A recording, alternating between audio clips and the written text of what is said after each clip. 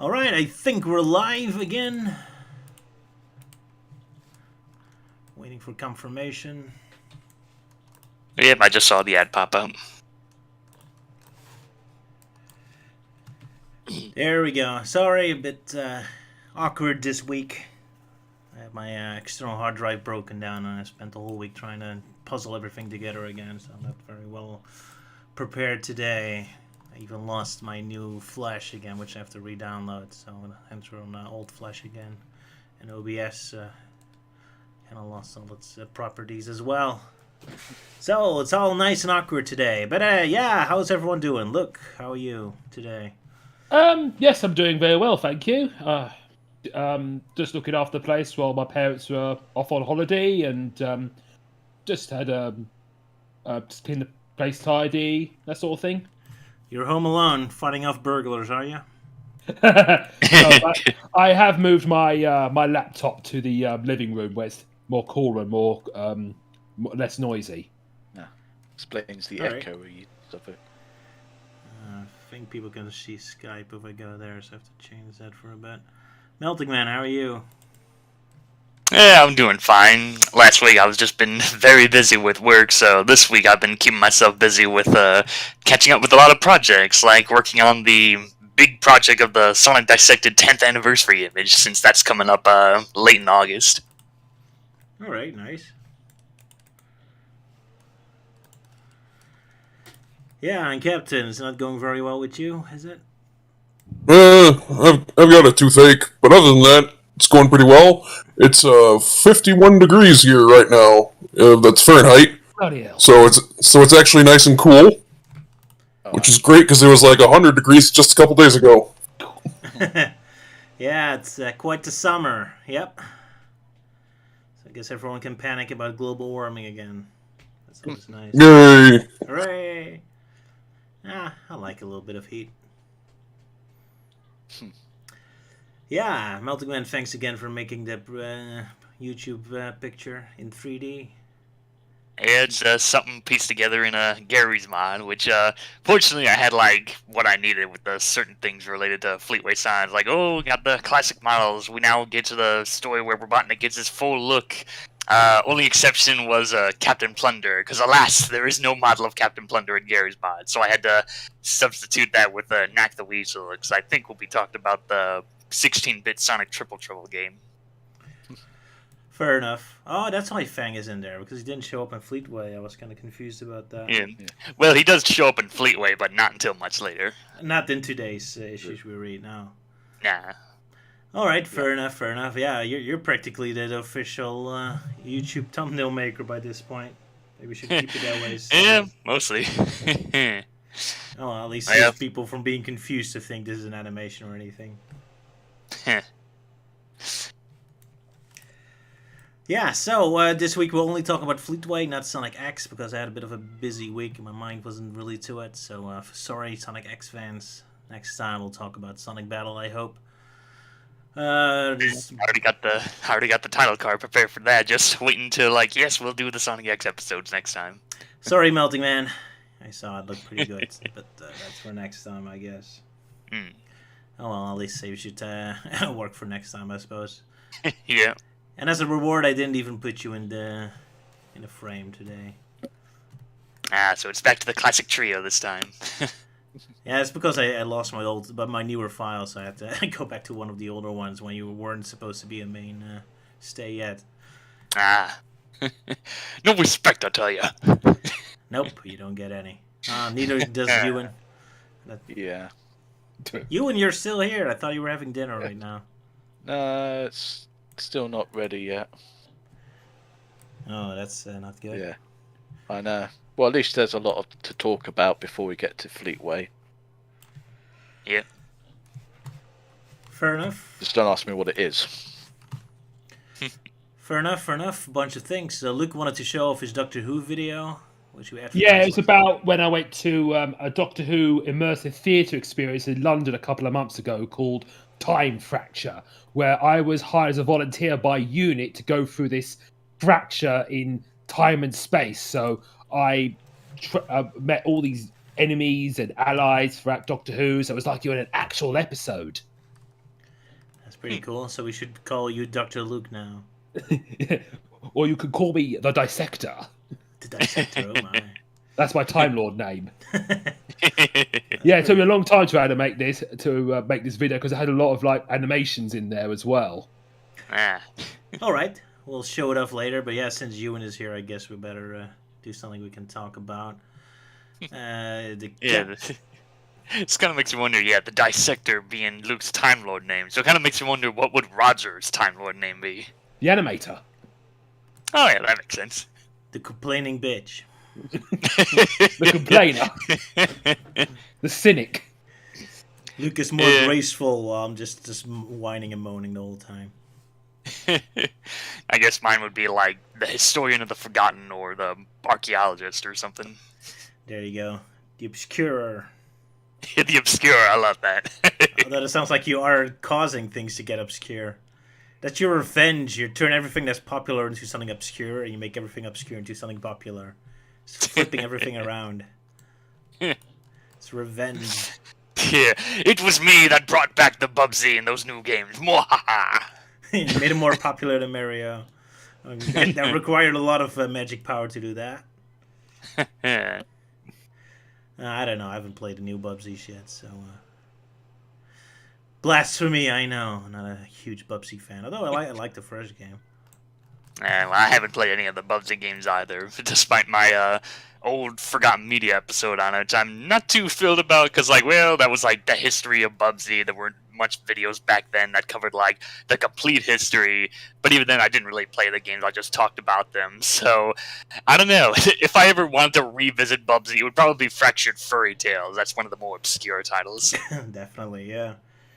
Let's see. Just a guy asked, are the Fleetway comics canon to the Sonic series? I wish they do a lot better job at world building. That is a very difficult thing to say, because it's very difficult to say what exactly is canon to Sonic. Because there's see, Sonic is in a way set in a multiverse, which has lots of different continuities springing off from it.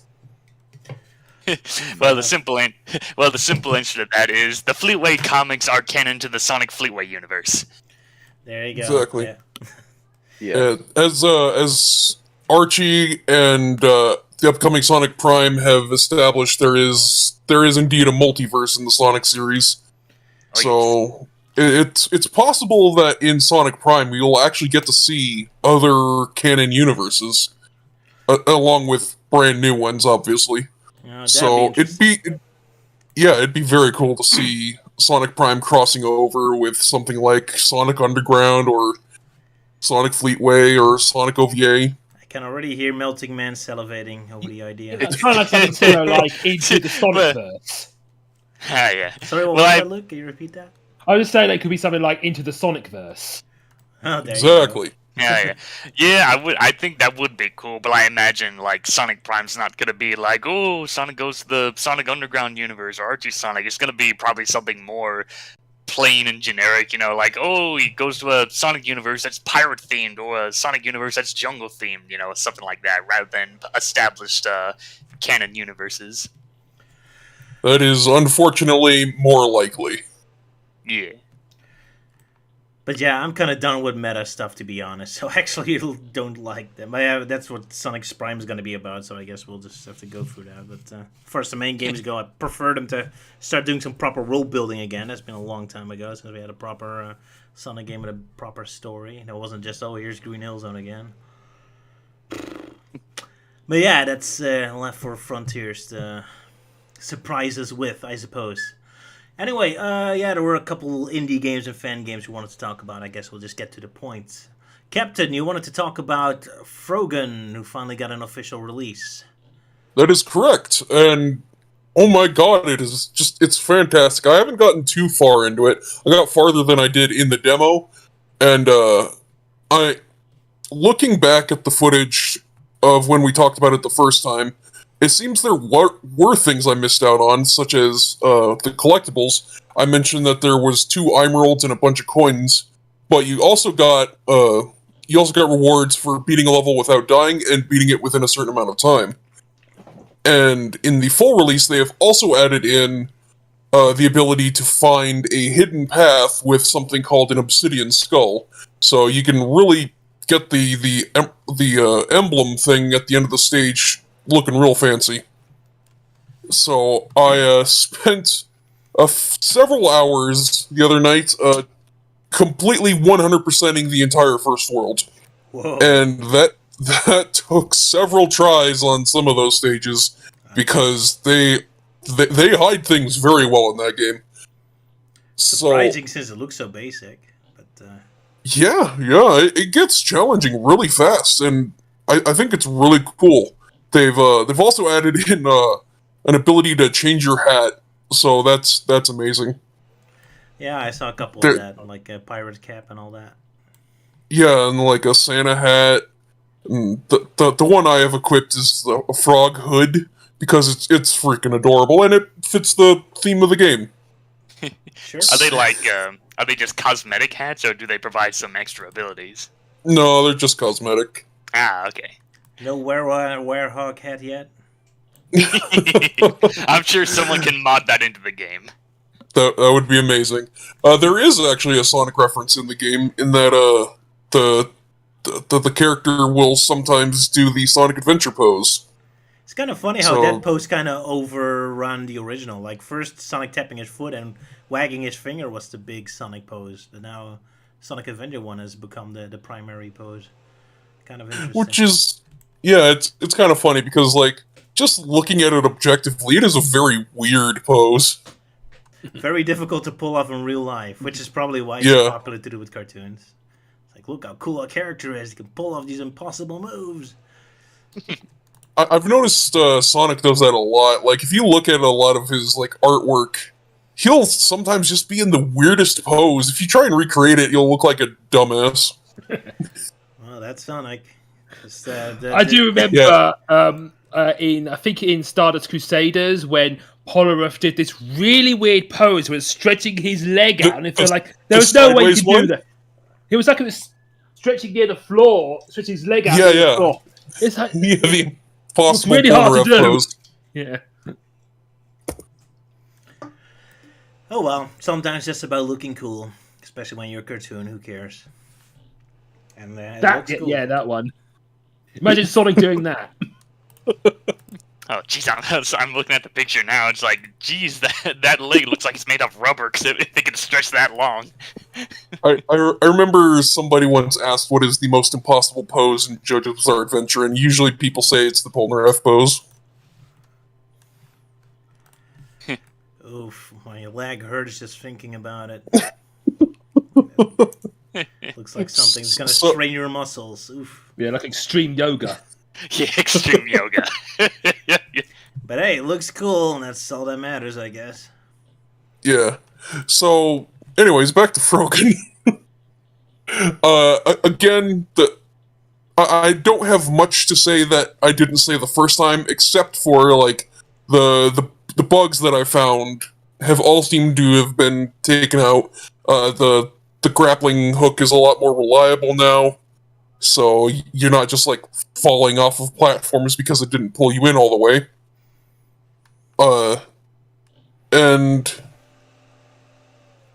yeah, so I got farther in here than I did in the demo, so I don't know what all wasn't in the demo, but there's definitely a lot to do in this game already. It's so fun, and once again, I cannot stress enough how freaking adorable this art style is.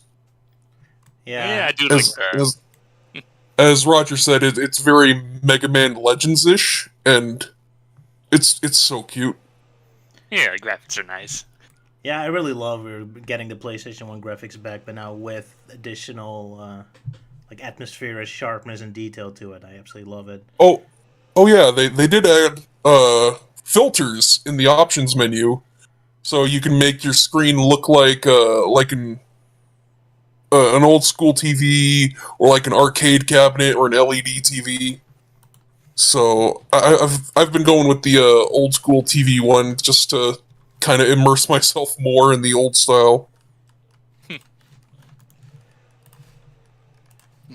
Because recently I learned about this game Falling Aces, which is like a sequel to Action Doom 2, except now professional, and it also has this art style that's like made in a Doom engine, but with all these awesome cell shaded graphics. Man, I love this stuff.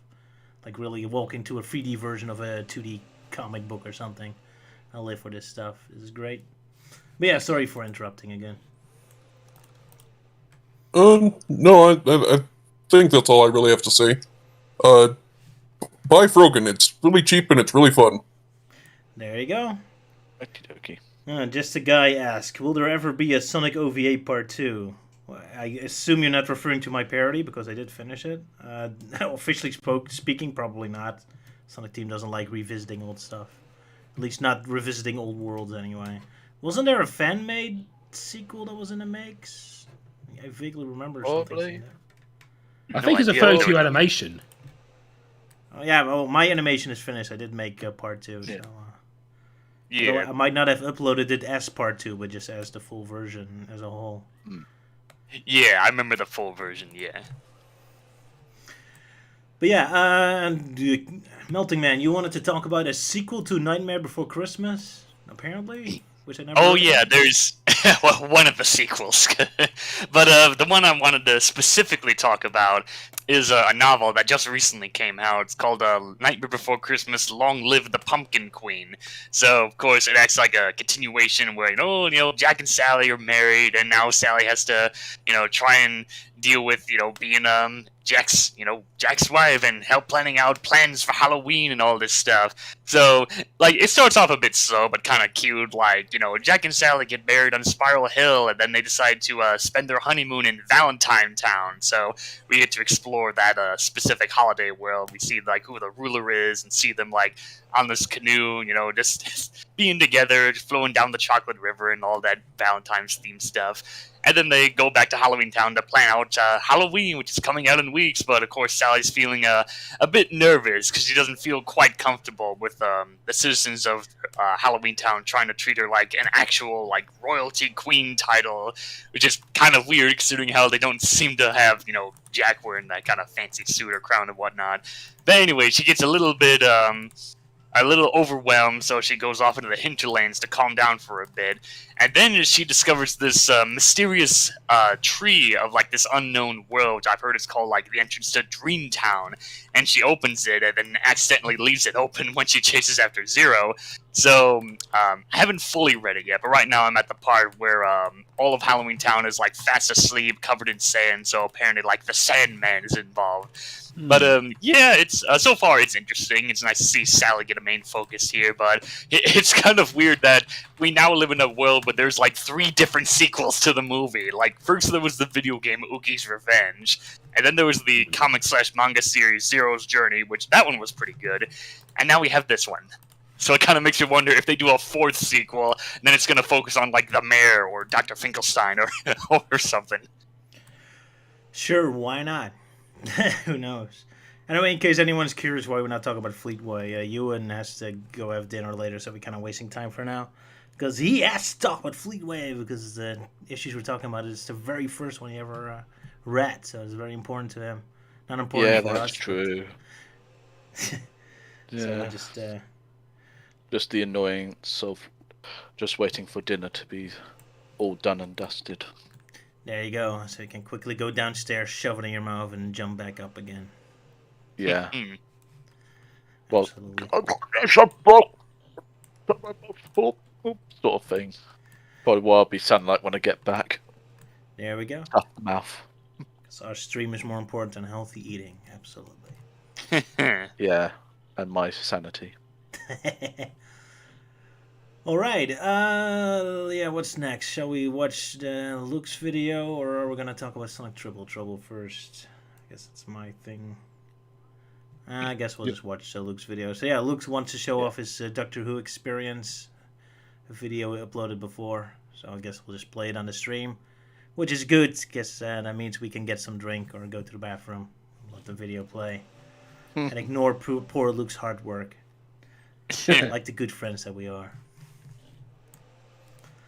So, Luke, anything you want to say preface your video, or you already said everything I need to be said? I pretty much said everything I need to say. That I talk about. It took me a long time to work on, especially animations.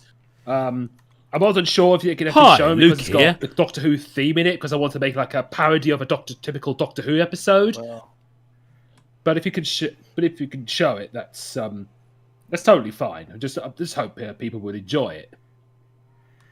Well, there you go. Ladies and gentlemen, Luke's Doctor Who video. My Doctor Who adventure through time and space. There you go. I hope it's right immediately. If the audio's bad, let me know and I'll try to fix it. So, here we go. Hi, Luke here. Labo on Just wanted to Jim talk Moscow, about thank my you. adventure through time and space, where I went to the Doctor Who Time Fracture experience in Oxford Street, London. I tried to go last year, but it was closed and they never told us. It was open this time, so I'm guessing they got the time fracture working.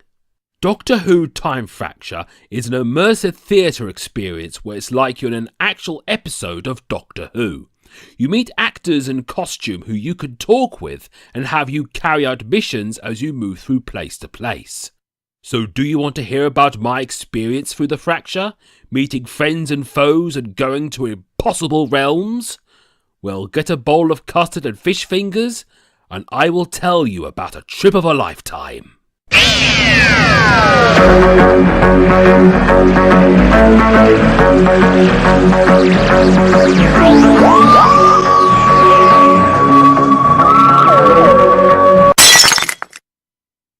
The venue is at a secret unit lab set up in a back alley in Oxford Street. We were chosen as volunteers, or test subjects, to go through the fracture, which could very well be a one-way trip. A unit scientist brings us into the lab to tell us that some kind of bomb called a temporal displacement has gone off in 1942, causing havoc with time and space, as well as reality itself causing fractures in the timelines of the multiverse. So we have to go through the fracture, find the temporal displacement bomb, stop it from going off, and then tea and custard creams all round. Then a female scientist took us aside into a storage room where I saw a disused K9, and she tried to explain that the bomb didn't go off in 1942, but in an alternate timeline in the future due to a ripple effect via chronon and archeon energy or something. So we have to convince the unit scientists to change the fracture coordinates to the future. Then Kate Stewart appears on the monitor, who is the current head of UNIT and is the daughter of Brigadier Lethbridge Stewart, telling us the dangerous mission we have to undertake and the low chance of coming back alive. Then suddenly we got a breach in the lab. A Dalek started attacking and appeared through the doors. Exterminate! Then for some reason before it exterminated us... Furry detected! Retreat! Retreat! The doors closed and it smegged off. Then a TARDIS console appeared and the First Doctor appears on the monitor, played by David Bradley, telling us stuff and that the fate of the universe is in our hands or something. Oh yeah, sometimes the characters would freeze and you would hear random voiceovers. Then I went through the fracture.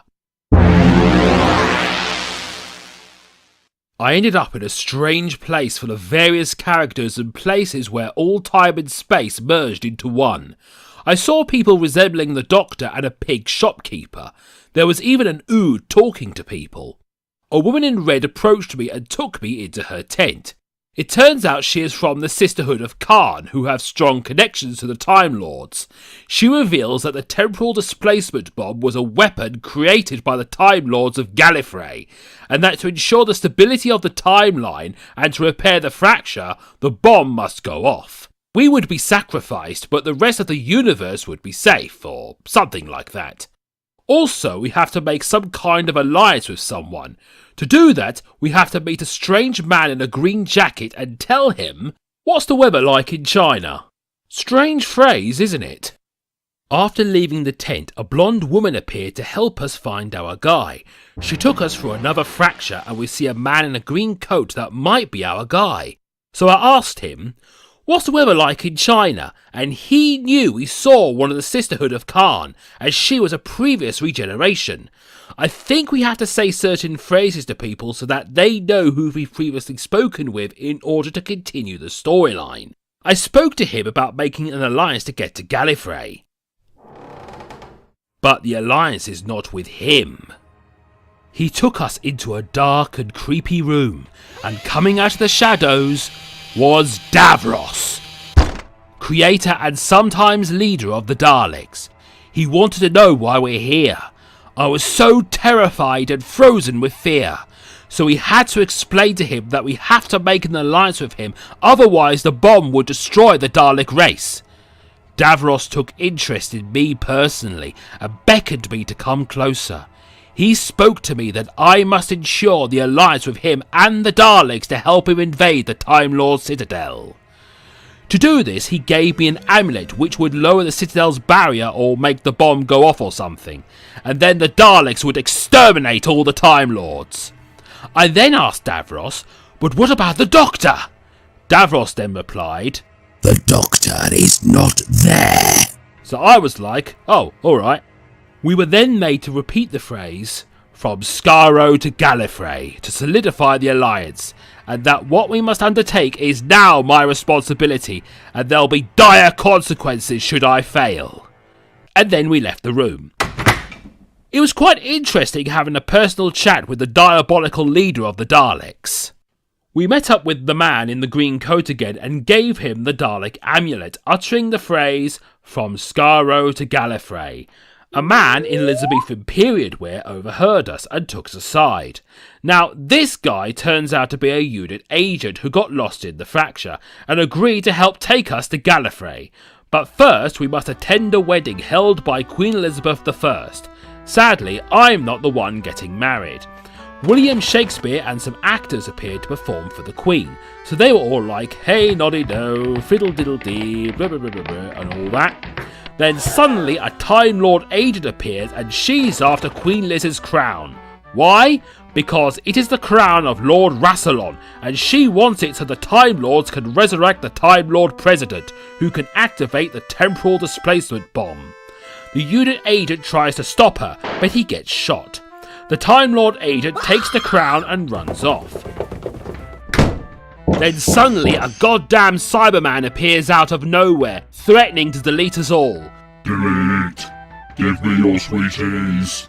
We were rushed into another room, which turns out to be a bar on a starship en route to Gallifrey. This is where you can have a break, so this was the interval period. You can have a drink whilst a female Silurian singer serenades to the patrons. I didn't buy anything, it was too pricey. I also saw the Ood from earlier turning up talking to people. I think I saw him going into another room. I also met some strangely dressed people telling us they might try to find a portal to get us to Gallifrey quicker. Then a strangely dressed man appears saying he found a portal to take us through. We ended up somewhere and saw the Ood from earlier dead on the ground. Turns out his name was Brian. Poor guy. We then ended up in a storehouse full of deactivated Autons. I was expecting them to come to life, but there was something far worse in the room with us. Written on the wall was the words, "Don't blink." There were weeping angels in the room, and as the lights flickered, they appeared. And they started getting closer, and closer, until suddenly we were surrounded by them. But as we were in a group, they froze as people observed them, so we made our escape in the next room. The next room was a white gallery seen in the Day of the Doctor with the painting of the Time Lord Citadel. The painting is usually named Gallifrey Falls or Gallifrey No More, but it is better known as Gallifrey Falls No More. Hello! Another wacky person appears and it turns out to be our guy earlier but regenerated. He also has Davros's amulet, so I'm guessing he was the guy in the green jacket as well. We then stepped into the next room, which turns out to be a courtroom set on Gallifrey. We have arrived at the Citadel of the Time Lords. This was where I had trouble keeping track of the plot. A female Time Lord approached us assuming me to be a Time Lord, so I have to keep up the act that I recently regenerated. Why yes, I am known as the Dissector. She and the other Time Lords were squabbling about the temporal displacement bomb and whether to lower the barrier as it is currently besieged by the Dalek fleet as seen through the windows. My group supported the female Time Lord, but we lost the vote, so the barrier remains up. And I thought British politics were complicated. I also saw the bomb being constructed and saw the female agent come in delivering the crown of Rassilon. They debated about resurrecting Rassilon so they could set the bomb off into the untempered schism. Then they turned their backs on the agent for some reason. I can't really remember why, and she went off crying. I think she felt manipulated by the Time Lords and that what they will do will destroy her home. So they went ahead with the resurrection and I saw Rassilon rise from her tomb. Now restored, Rassilon will throw the bomb into the vortex and will make the Time Lords powerful as well, destroying the universe if they have to. At least, I think that's what she's planning to do. Then suddenly Davros appears on the screen and the room was surrounded by Daleks. Exterminate! Hello. Then the wacky dressed man appears and I think we use Chronon energy as well as the amulet to bring back the bomb and set it off.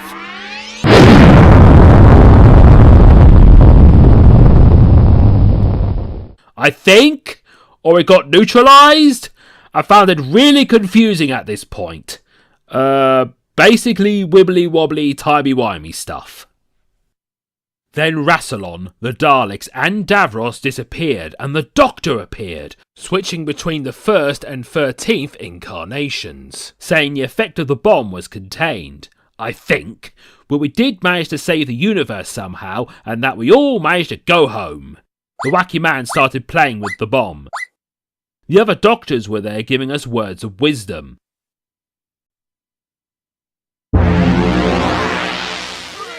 So I ended up back at the secret unit base with the scientists congratulating us, and there was the TARDIS that you could take photos with.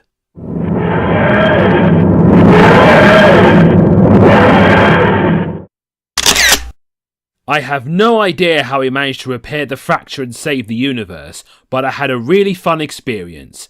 Did find it really confusing with the Time Lord politics and had a hard time following the plot. But man, I will never forget my terrifying conversation with Davros. So yeah, if you are a huge fan of Doctor Who and want to feel like being in an adventure through time and space, I do recommend this. It involves role-playing with characters, so it feels like you're in an episode meeting allies and foes alike.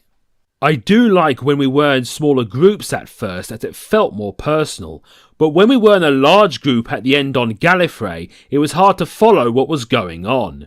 And I kinda wish I had more personal encounters with, say, the Daleks or the Cybermen instead of them appearing through a door for 10 seconds before going away. I never got to meet a Sontaran either. So that is the story of my Doctor Who time fracture adventure. If you went to the experience yourself, let me know what it was like for you. I know they changed the storyline so it's a different experience each time. I don't know if I want to go again. I don't really want to meet Davros again, even if we're now mates. So this is Luke the Fox saying, cheery... Wait, that's the cloister bell. Someone's breaking in.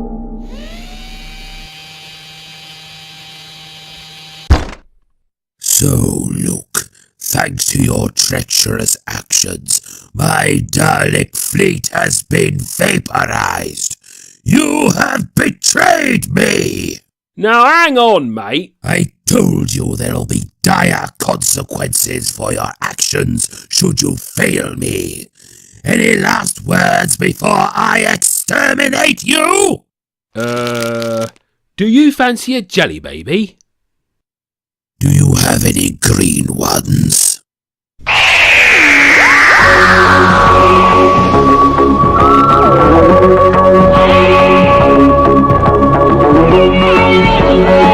Wacky.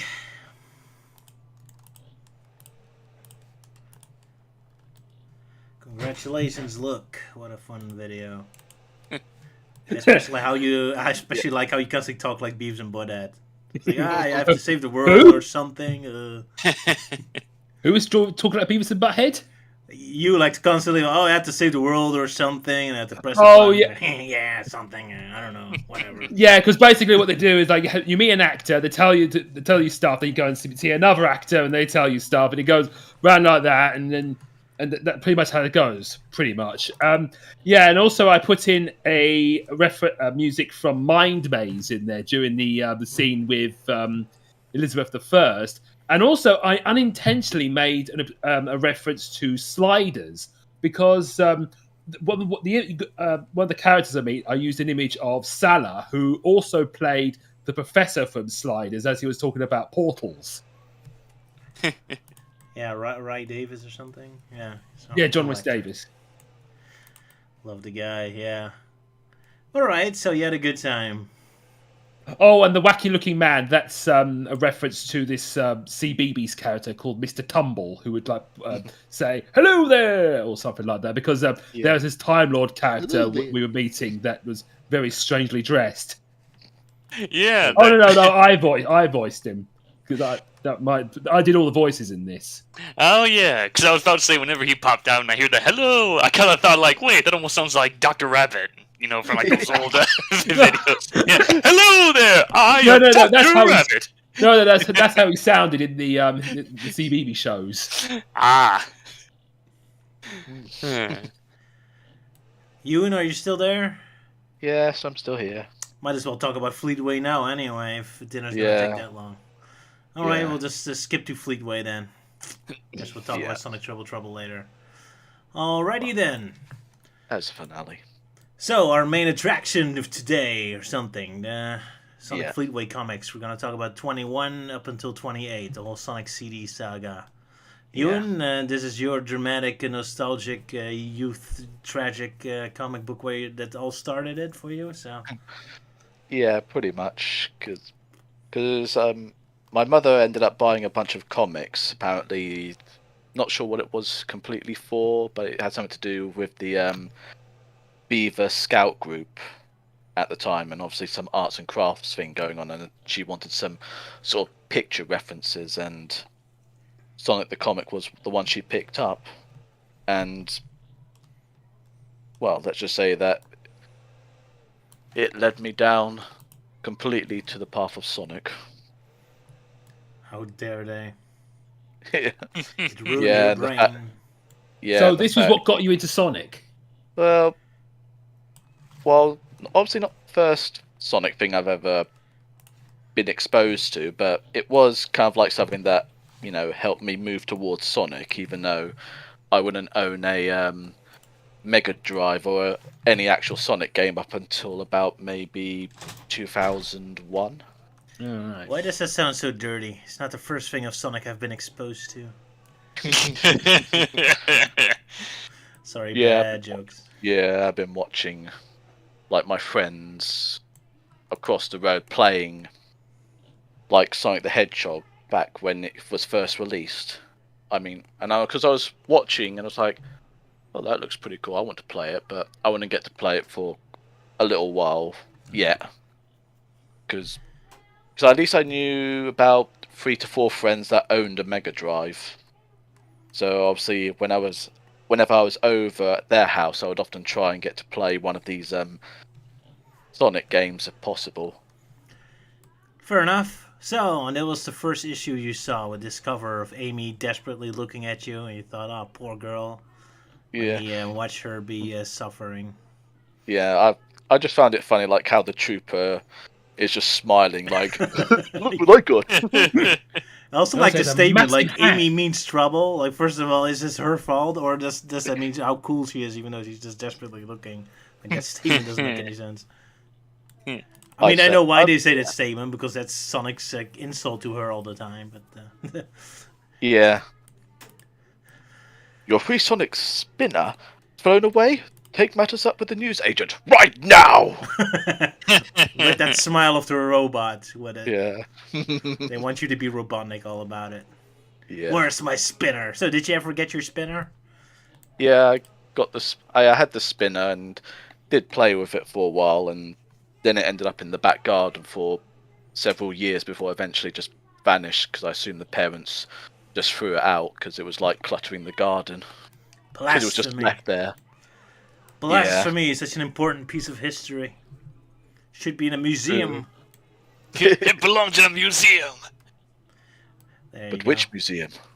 That's a good question. There's not really a Sonic museum out there, is there? Guess we have to start one. Our pathetic Sonic museum. Consisting of just some random toot we found. Just the spinner. The I don't spinners are our remember. main attraction. I don't remember if we went to those some of Sonic conventions. You got those merch cases. I don't know if any of them was like very old Sonic the Comic freebies.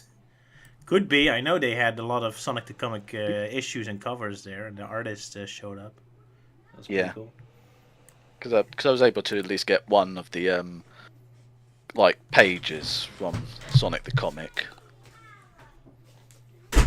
being from Sonic the Comic issue 98, I think. Or was it 99? Can't really remember though. Sorry for the noise here. Loud kids No. again. No worries. I mean, I've been to your place before. I know how noisy they can be. Ah, my lovely, lovely neighbors. Yeah. The main reason why I don't want any kids. Noisy machines. Yeah. Especially after today, hearing all those kids out and about, like, let's see how loud we can scream.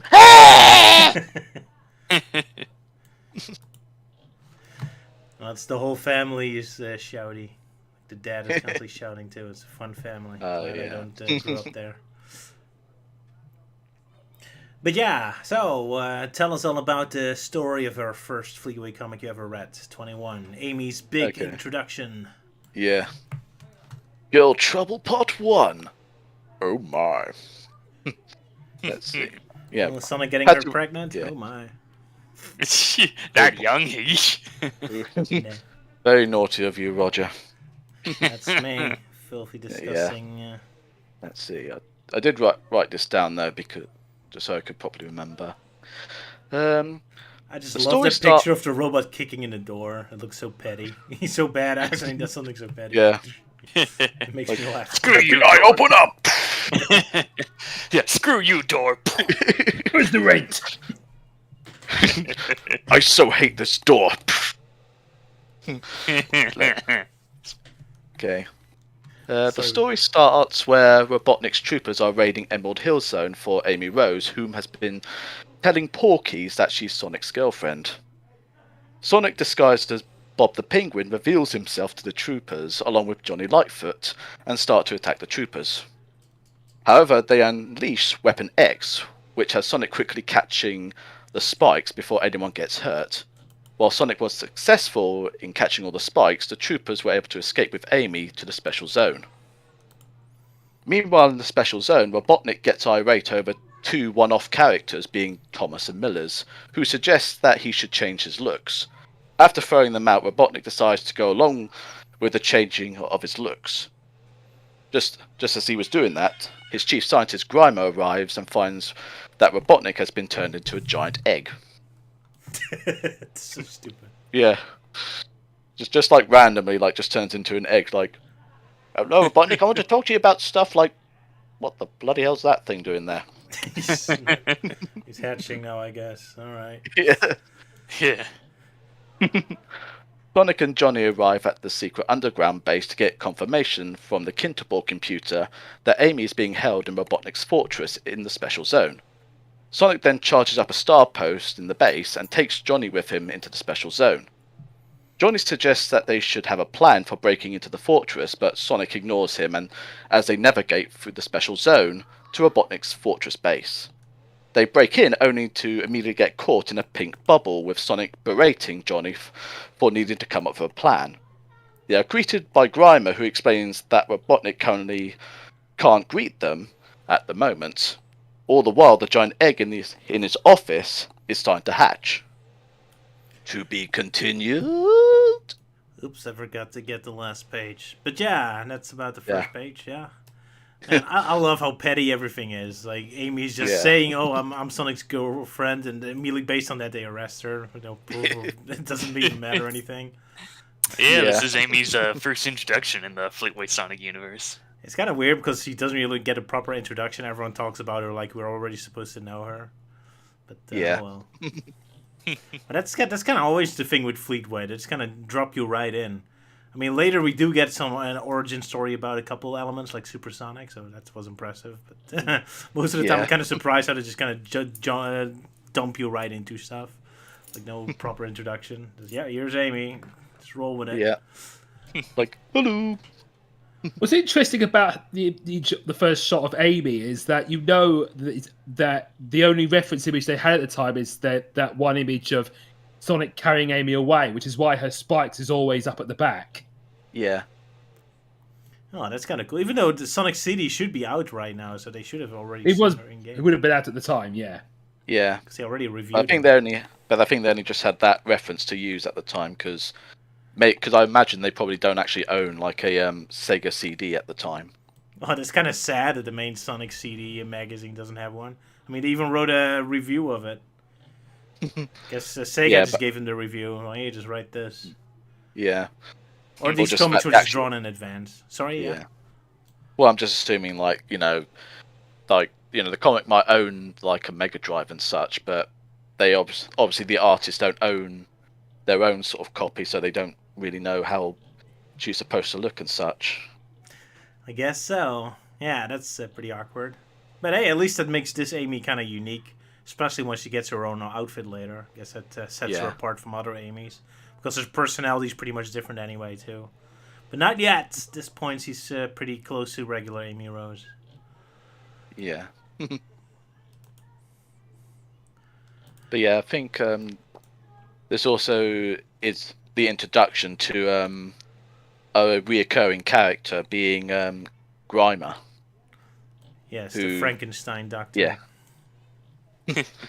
Basically, the Yeah. British equivalent of Snively. Yeah, because apparently originally they were going to use Snively in the comic, but when Sega pretty much said they don't need to use him, but also the fact like they didn't have the rights to Snively, so they quickly just created Grimer, and of course like all the references and such, like what he's saying is all still based on Snively at the time, before eventually becoming his own character. Oh, fair enough. I guess also means Sally Acorn won't be making any appearances anymore from this point on. Well, she still does, like only just like bits and pieces at times. Fair enough. But yeah, I But kind of love the introduction first, like them saying like, "Oh, Actman, you have to look for Robotnik, you have to look more presentable." And like, I don't care, I'm a dictator. But then he immediately still goes along with it anyway. So I Yeah. guess it did hurt him somewhere deep inside. Poor Robotnik. Yeah. Well, he says his current body is like is reached its usefulness or something like that. Yeah, it Yeah. kind of So- reminds me of that episode in Doctor Who where Derek Jacobi, who was voicing the Master, was shot, and he thinks it's time for him to change his body. So it's like time for Dr. Robotnik reborn. Yeah, that's a good question. Well, why does it make sense? Like, is his body just his body? But they Yeah. seem to talk about it like it's artificial, so maybe he is a Time Lord? Or it's a robot suit? Or it does throw up some questions about Robotnik, what he actually is in this comic. There are so many unanswered questions about this. Like, what's with the egg? Yeah. I guess it's like a cocoon that turns into a butterfly or something, except In a way, Robotnik yeah. version of Yeah. it. But yeah, it's so weird how the whole transformation just I do happens to be find it- random. Sorry, I do find it a bit more unique than how in Archie how we got Adventure Star Robotnik, where like he downloaded his brain into another robotic body. Yeah, Yeah. the whole deal with the whole Robo Robotnik Mark II was like a robot version of Saddam Robotnik, and then when he got destroyed, he transferred his data into a new body, which is the modern Robotnik. Which for a while that was also considered to be a robot, but then events happened, and now it's just flesh and blood Robotnik for like the rest of the series. Yeah, it does make me wonder, like, which one makes more sense? Like, Fleetway's transformation or Archie's transformation? To be fair, Fleetway's Robotnik is already made out of magic, since Gale's Emerald exploded a rotten egg into Kintobor. So I guess they have a little bit of leeway of using magic. Or treating him like a weird alien creature, I guess. Yeah. I mean, it fits with the rest, because, here you have this doctor looking like a Frankenstein monster, so... Like, this whole comic feels like a weird horror comic. It's, what can I say? It's very British. Yeah. But of course, this whole change, of course, being that they were... My brain just froze up again. Yeah, it's just like... sort of thing. But obviously, I think one of the reasons they changed him was obviously just because they wanted to keep consistent with the games, and obviously with Dr. Robotnik's Mean Bean Machine coming out, they obviously decided, like, okay, so I suppose he looks like that now. And then 2 years later, we get to Which the was Sonic Adventure. based on the Adventures of Sonic the Hedgehog cartoon. Yeah. Yeah. It's kind of weird. Yeah, it's kind of weird because that whole Adventures of Sonic design, that was just a one-and-done deal with the Mean Bean Machine. Every other, like, classic game after that, he still kept the classic look. Yeah, but I guess they didn't know that back then. So. Yeah. If only they knew how all over the place it was going to be. Poor artists. Yeah, anything else? Not much. Well, I do want to point out this one teddy bear kid. I was like, what the hell is wrong with his forehead? He looks like he's got gigantism. Oh, Where yeah. is he? Yeah, that one. Yeah. Yeah. Cedric. Cedric, yeah. Yeah, what's up with his forehead? I don't know, maybe he's just super smart. Got big brain. It's a unique art style, yeah. Should ask Richard Elson about that. Maybe it's supposed to be like a Berenstein parody or something. Berenstein. Berenstein, sorry. Yeah. Berenstain. Jeez. You both got it wrong. Berenstone. Berenstain. Berenston. Stonehenge. There you go. Berenstonehenge. Berenstench. Now we're just being petty and childish. Hooray. Yeah. Always fun. Yep. But yeah, Sonic a bit of a misogynist. How nice. Yeah, although the panel pretty much just shows like how the game characters look, how they do, and the like random civilians. Yeah, the artist definitely took some creative liberties with how they're designed, rather than trying to look like trying to emulate how the critters look like in the games. At least most of them. Although yet again, what bothers me or what interests me the most is how like Anthro characters and Flickies are kind of like used interchangeably. That always kind of confused me. I'm like, where do Flickies fit in this whole thing? Because I like to think they're more the animals in the Sonic universe, but yet they're treated as equal citizens, so it's always kind of weird to me. Yeah. I don't know. It's probably just like a Disney thing, like how Goofy and Pluto are like both dogs, yet one's Anthro, one's a regular dog. Yeah, but there Pluto actually acts like an actual proper pet. Well, the Flickies here are treated like normal human beings, so that's more confusing. Then again, you have like Johnny, who actually turned from Flicky into a furry character, so maybe it's just a fashion statement, I guess. Yeah. Yeah, going from naked rabbit to wearing clothes, yeah. Yeah, and I immediately get the different, more human anatom. I'm skipping all my words. Anatomy. Exactly, that word. Get that for free as well. Like, as soon as you wear human clothes, you immediately get the body type as well. Yeah. That's useful. You just never have to look for clothes that fit you. You just grab clothes you like, and your body just shifts into the clothes. I guess that explains why sometimes Sally has human proportions in Archie Sonic in certain issues. Her body just changes depending on what clothes he wears. Sounds useful. Kind of reminds me of Back to the Future, where the shoe like immediately fits itself automatically around. Oh yeah, the self-lacing shoes. Yeah. Even more extreme. Yeah, future. Show us those cool things. Yeah, are we cool done with things the first that never comment? happened. Yeah. I gotta like how Kid Tabor's always smiling like a doofus. No matter how tragic or horrible things happen, he always just stands there with a big smile on his face. Yeah. Oh Yeah, yeah, this is Yeah, it's always I think grinning. Yeah, I think this is also the issue that introduced the whole deal of like, oh, Kintabor's sort of alive, but he's like this data program thingy in this Yeah. hologram self. Yeah, He's Nicole. Fleetway's yeah, Nicole. Fleetway's Nicole. Yeah, one's a human mustachio guy, the other's a female lynx gal. We know which With a smart keyboard. Melting Man prefers. Actually, let's be honest, we all prefer Nicole. Sorry, Kintabor. I do like your smile, though. Yeah. And your shiny forehead. He's an egghead, which is fitting, I guess. Always wondered who that was. Who? Kintabor. Yeah, because obviously this was the first issue that I was introduced to, and I wouldn't find out about him until later on. Well, he is explained again in 3 or 4 issues from this, so... Yeah, shouldn't have but taken too long. unfortunately for me, I wouldn't. After like issue 21, I wouldn't get back into the comics until 31 because my mother was being a bit like stingy with money. Because I was like, Mum, I want the next issue. It's like, no, but it's only £1 10p, Mum, and just gives me like the most evilest stare ever. And I was like, okay, I'll shut up. Oh, so you never find out how Sonic saved Amy. Yeah, don't fuck See- with Mama Ewan. But yeah, obviously I wouldn't. But obviously after that, I wouldn't figure out what happened, at least until issue 31. I mean, later on though, the stories do get like a reprint, so I was able to catch up with what I missed.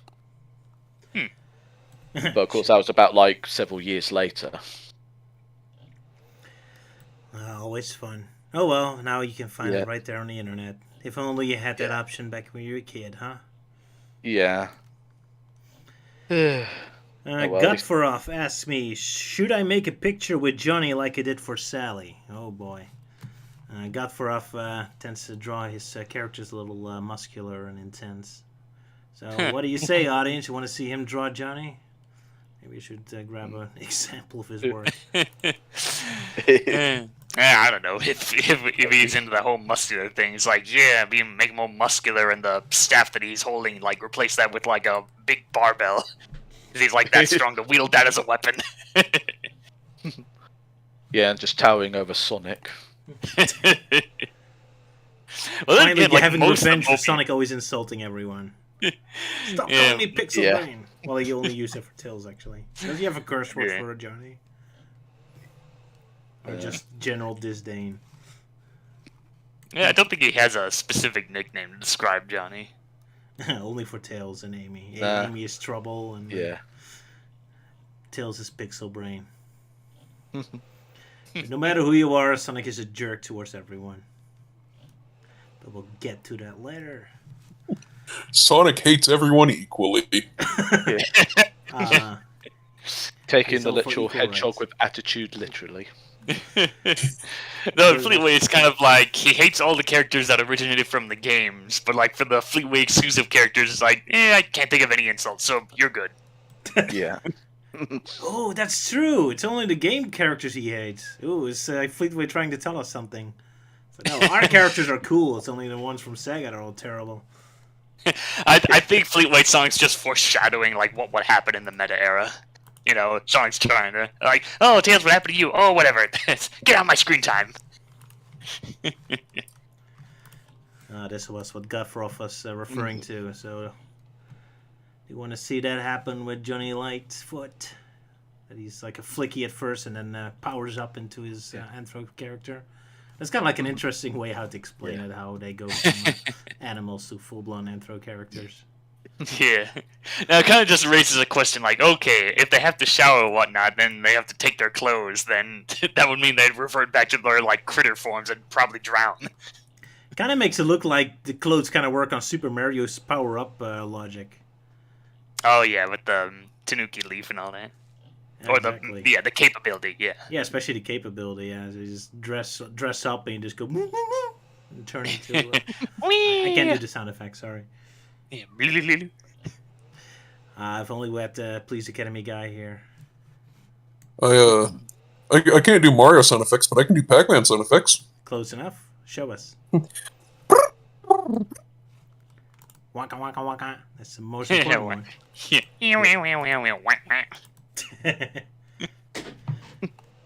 Bump. Alrighty, let's move to the rest of Fleetway and other stuff I found interesting. Yeah, so Sonic City was officially released now. I kind of like just going through the history because it's always kind of fun jumping back in the past.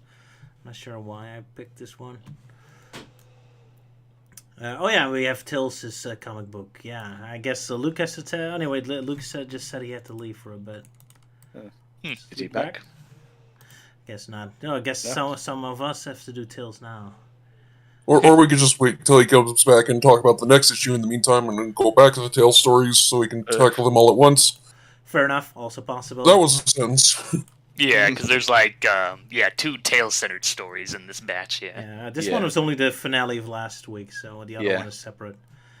I found this kind of interesting. You see like a fan art based on the character who never made it in the actual TV show. I think that's an old beta version of Sonic CTM with the yellow. Yeah, that's like early concept art of Sonic SATM. So it's rather surprising that there actually did exist fan art back then of that scrapped idea. Yeah, that's why I always show this fan art. It's kind of cool to see all the stuff we like associate with modern DeviantArt, but it already existed back in the 90s. Although with the little wink, wink, nudge, nudge exaggeration. Oh, Luke is back. Yeah. Luke, are you there? Yes, I'm back. Sorry, my mum was calling. Yep. That's all right. Perfect timing. We have to talk about Tales, this exciting comic, and you're our fantasy guy. Oh yes, the final part of Tales in Elden Ring. Just need exactly. To find there you go. So find the issue, find the right page, go through the Eternal Champions thing, some stuff about Shinobi. Page 26. 26. Yes, here we are. So apparently, El, Blackthorn, and Tails have been surrounded by the evil forces of Trog, because he turned out to be Shirob the whole time. Well, it turns out he was Shirob, but he wanted power by contacting the evil one and doing dark spells and going too far deep down into it.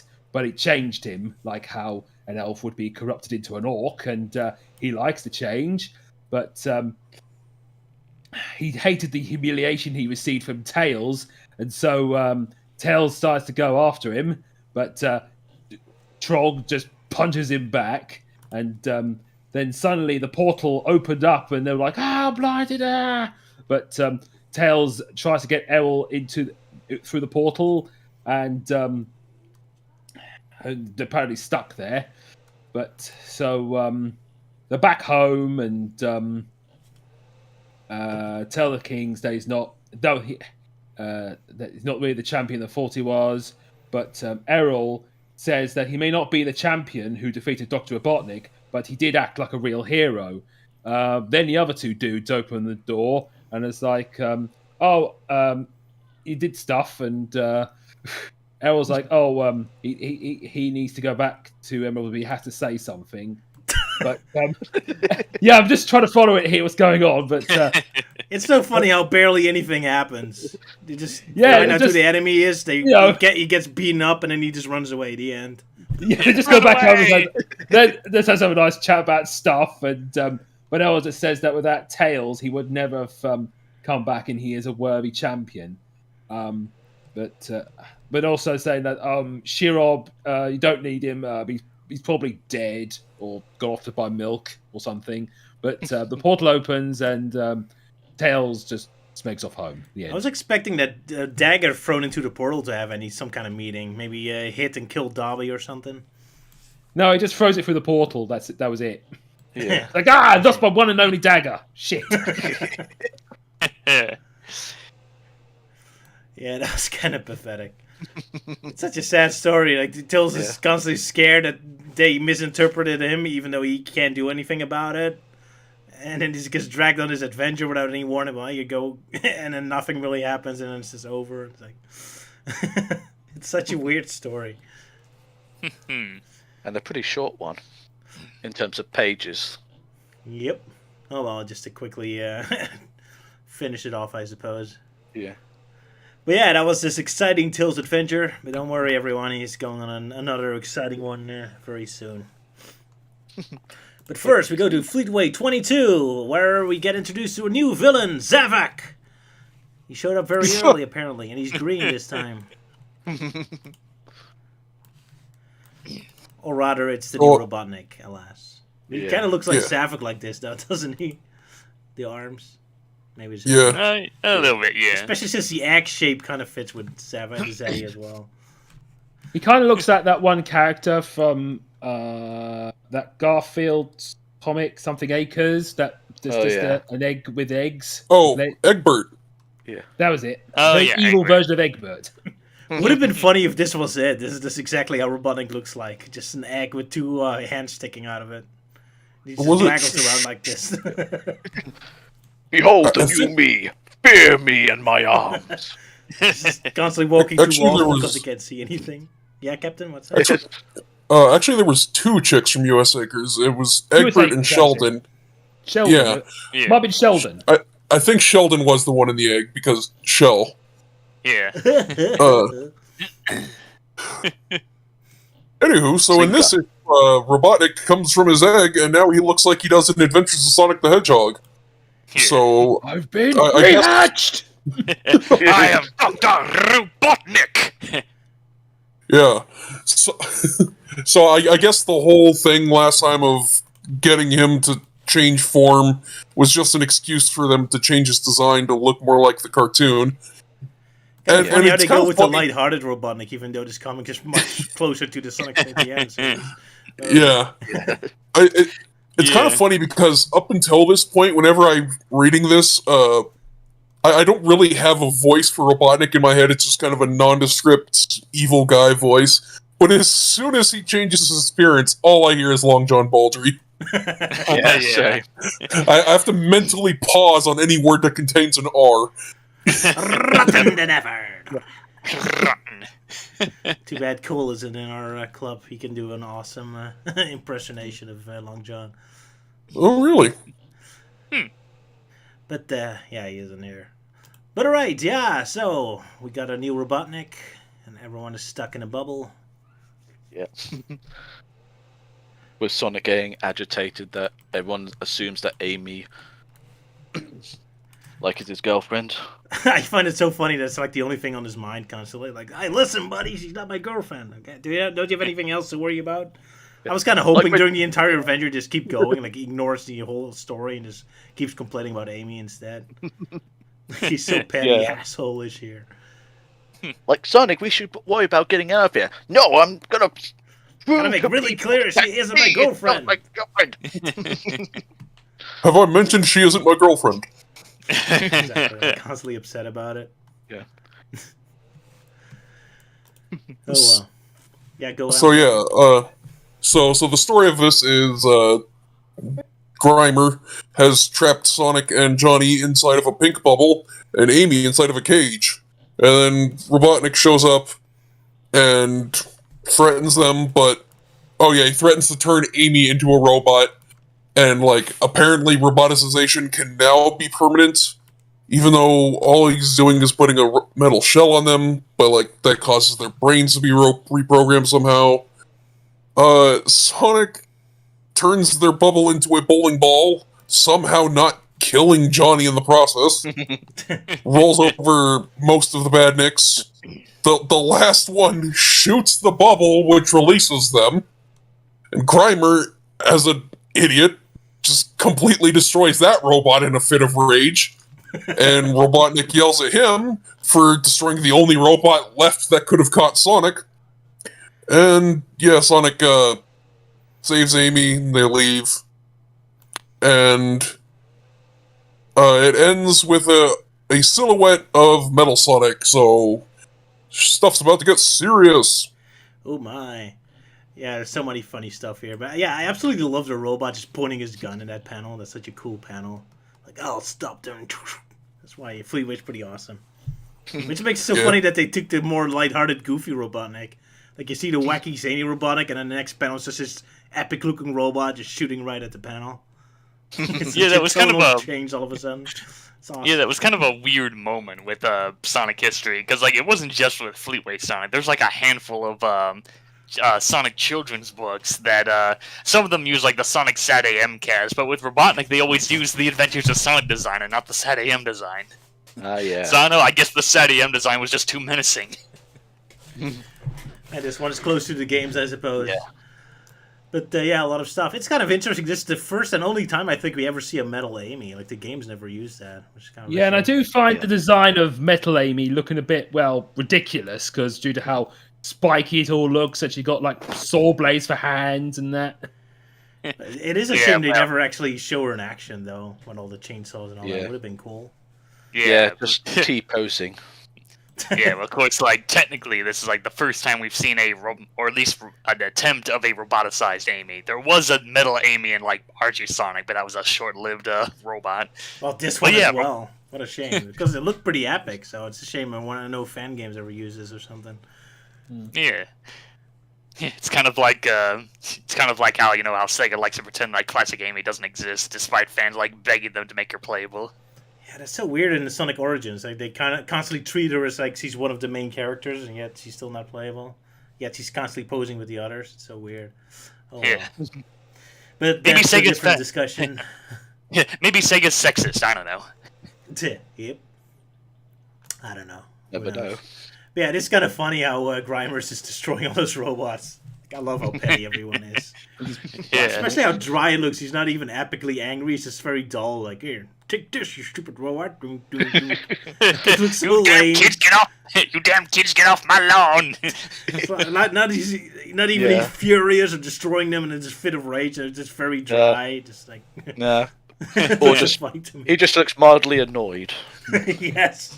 What I do like about the design of Adventure Sonic the Hedgehog Robotnik in this is, unlike the cartoon, he kind of looks a lot more sinister in a way. He has more of a very intimidated expression, a very permanent intimidated Yeah. expression. He's also constantly towering over everyone, so that Yeah. really helps with it too. Like he's constantly this huge towering man over everyone else. Everyone just stares up. Yeah, because in the upwards. cartoon he was very goofy and often makes very silly expressions, but here, even his personality, he's very menacing and intimidating. Yeah, so he's still Yeah. Nightmare Fuel here. And of course, the one thing I seem to have noticed is like in each panel he's in, he's like got the exact same sort of mouth expression. Oh, yeah. So It he's not helps like make him very opening sinister. his mouth wide or anything like that. It's just the same sort of like, grr, clenching my teeth together. Somebody Yeah, he's stop them. Grr." He's just constantly grinding. Yeah, has his teeth Yeah. closed and always talking. Yeah, it kind of reminds me of General Specific from Sheep in the Big City. That was another character that had the same thing. Teeth always closed, but he's always talking, despite never opening his mouth. As much as I love this artist, yeah, it is kind of noticeable as some face expressions never change. Sonic also very often has the same frozen face expression. Not in this one, but sometimes he also has constantly the same pissed off expression from start to finish. It's clear. Yeah, This artist has a very specific face expression for most characters. Yeah. yeah. Except Sonic looks very cheerful at the end when he like says, "Hold on," and just basically runs off with Amy and Johnny. It's like so happy and cheerful. Like, okay, that was fun. Yeah, like I said, in this comic he's surprisingly more fluent than usual. But then some of the later comics we get, he's a lot more stiff. But I will get back to that. I also find the ending kind of funny, where they show you the scary picture of Metal Sonic as the cliffhanger, and then it says next issue meets Captain Plunder, as if that's the name of Metal Sonic in this case. Because why are you foreshadowing Metal Sonic and then suddenly put it? I like to imagine when this issue first came out and they first read this issue, they assumed that is Captain Plunder. Would be That's the name funny you're giving if Metal Sonic shows up next issue with a pirate hat on. Like, I'm Captain Plunder. Yeah, Captain. Yeah, a robot. Yeah, Metal Sonic. Years before we got Captain Metal. There you go. This is kind of funny. Yeah, they have this double twist. Or just cliffhanger. But yeah, so that was this comic. Anyone else has something to say about it? Don't think so. I do like that bit of detail where, like, after Grimer destroys the robot and Robotnik is pissed off, it's like, when I'm done with you, you'll need to be carried away. And then when we come back to them, Grimer's all, like, wearing bandages and he has a sling. So, boy, man, Robotnik must have gone quite a bit of muscle after getting that new body. Well, hey, that's why you get a new body, huh? And make good use of it. But yeah, that's a fun little detail. Yep, absolutely. Just to show this Robotnik does not kid around. He's intense. Scary guy. Let's see. Stuff I found interesting. I kind of found it interesting how they suddenly put a lot of focus on Cool Spot. Like, was he ever really a thing? Like, I know him from one game, but it always made him look better than he was. Yeah, Cool Spot was originally a mascot for the soda drink 7-Up, and then I guess he was like popular. It's like, oh, he's a cool guy, he's got shades and whatnot, so they made like video games off of him. But of course, nowadays 7-Up doesn't really have a mascot anymore. Didn't they have like a guy like Fido or something? Yeah. Oh, yeah, Fido Dido. Yeah, I think that was the guy that predated Cool Spot. Oh, you say Alex get to the Sonic Cool Spot, I guess. Yeah, I know Fido Dido or whatever his name is. Yeah, he did have a game, but it ended up getting canceled. But there does like exist a ROM of it somewhere. But yeah, Fido Dido, the original mascot for 7-Up drinks, and then got replaced by Cool Spot, and now the soda drink doesn't have a mascot. Fido Dido died.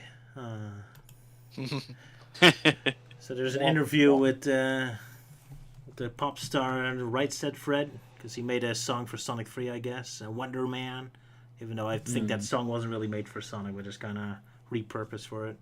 It's kind of funny, like they give him a special interview in this Sonic magazine, yet I don't think they ever really talk about video games or Sonic at all. Just to show that he doesn't care about it at all. He's just a guy for hire. Yeah. This kind of amused me. Just like, okay, here's the comic and here's a bunch of Sonic plushies. Just pose for that. Just pretend you care. Especially the guy in the right just has his dead face expression. And, what am I doing here? This is what my life has become now. Poor Right Said Fred. Well, they never had a hit after this. So. Or did I? It's quite interesting that there was a 90s band named after one of Bernard Cribbin's songs, who has sadly passed away this past week. Yeah. Actually, Right Said Fred did have another hit, and it's "I'm Too Sexy for My Shirt." Yes, that was before Oh this. yeah, that song. That song was before Sonic 3. That was their okay. Made them popular to begin with, but after that it just kind of disappeared slowly. But I'm not sure. But Okay. I remember watching One Hit Wonderland from Todd in the Shadows, so that's all I know about them from what I remember from that video. What I most remember about that song, "I'm Too Sexy for My Show," I think that was used in like a Fruit Pastels advert or Starburst advert. Oh, it was used everywhere. It's a popular song. It was a very long time everywhere. ago. I know it was used in a Simpsons episode once when like Bart was getting like new shirts or something. I'm too fruity for my shirt. Exactly. I think it was Fruitella. I kind of found it interesting, even though Sonic 3 is already supposed to be out, they still showcase Sonic 2 tips instead. It was kind of a random detail that caught my attention. I also wanted to show off this fan art. I love how derpy Tails looks like. I mean, it's a pretty awesome art style. I wish I could draw that as a kid. I just love how I'm really loving the this new Wonder Boy story. I mean, the first panel, you got like Wonder Boy in a place that looks like Mordor. You got a tower in the background shooting epic rainbows, and you got him fighting ghost dinosaurs. Sorry, I don't have a scan of that, but Wonder Boy. That's one thing of Fleetway. They have awesome artwork. That's one thing for sure. So Yeah. Unfortunately, we don't have to. Boy. What was that? I was just saying Wonder Boy to the tune of Wonder Man. Oh, of course. Fitting. All right, next Fleetway. Happy Easter, which of course is Robotnik's favorite time of year because he's an egg.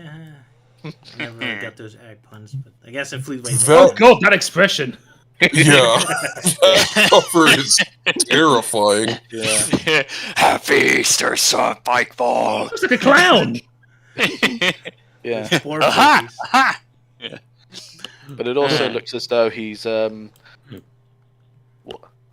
not exactly up to date with Marvel and such, so I haven't exactly watched or know everything properly. But I think he's got the Infinity Stones on his glove.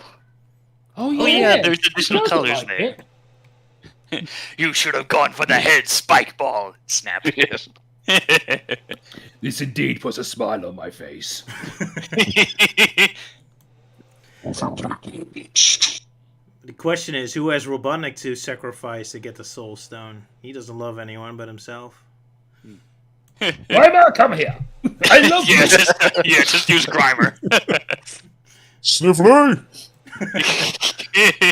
Yeah, he really loves him. He would have to clone himself.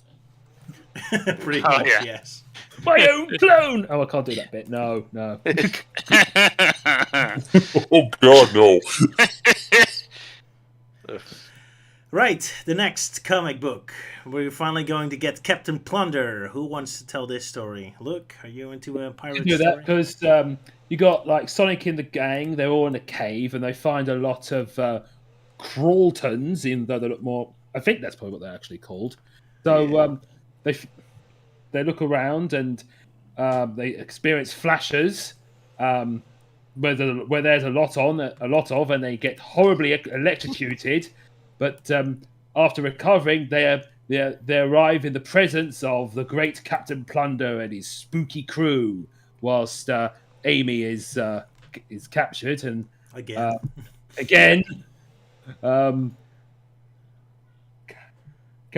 Captain Plunder makes Tails walk the plank or something.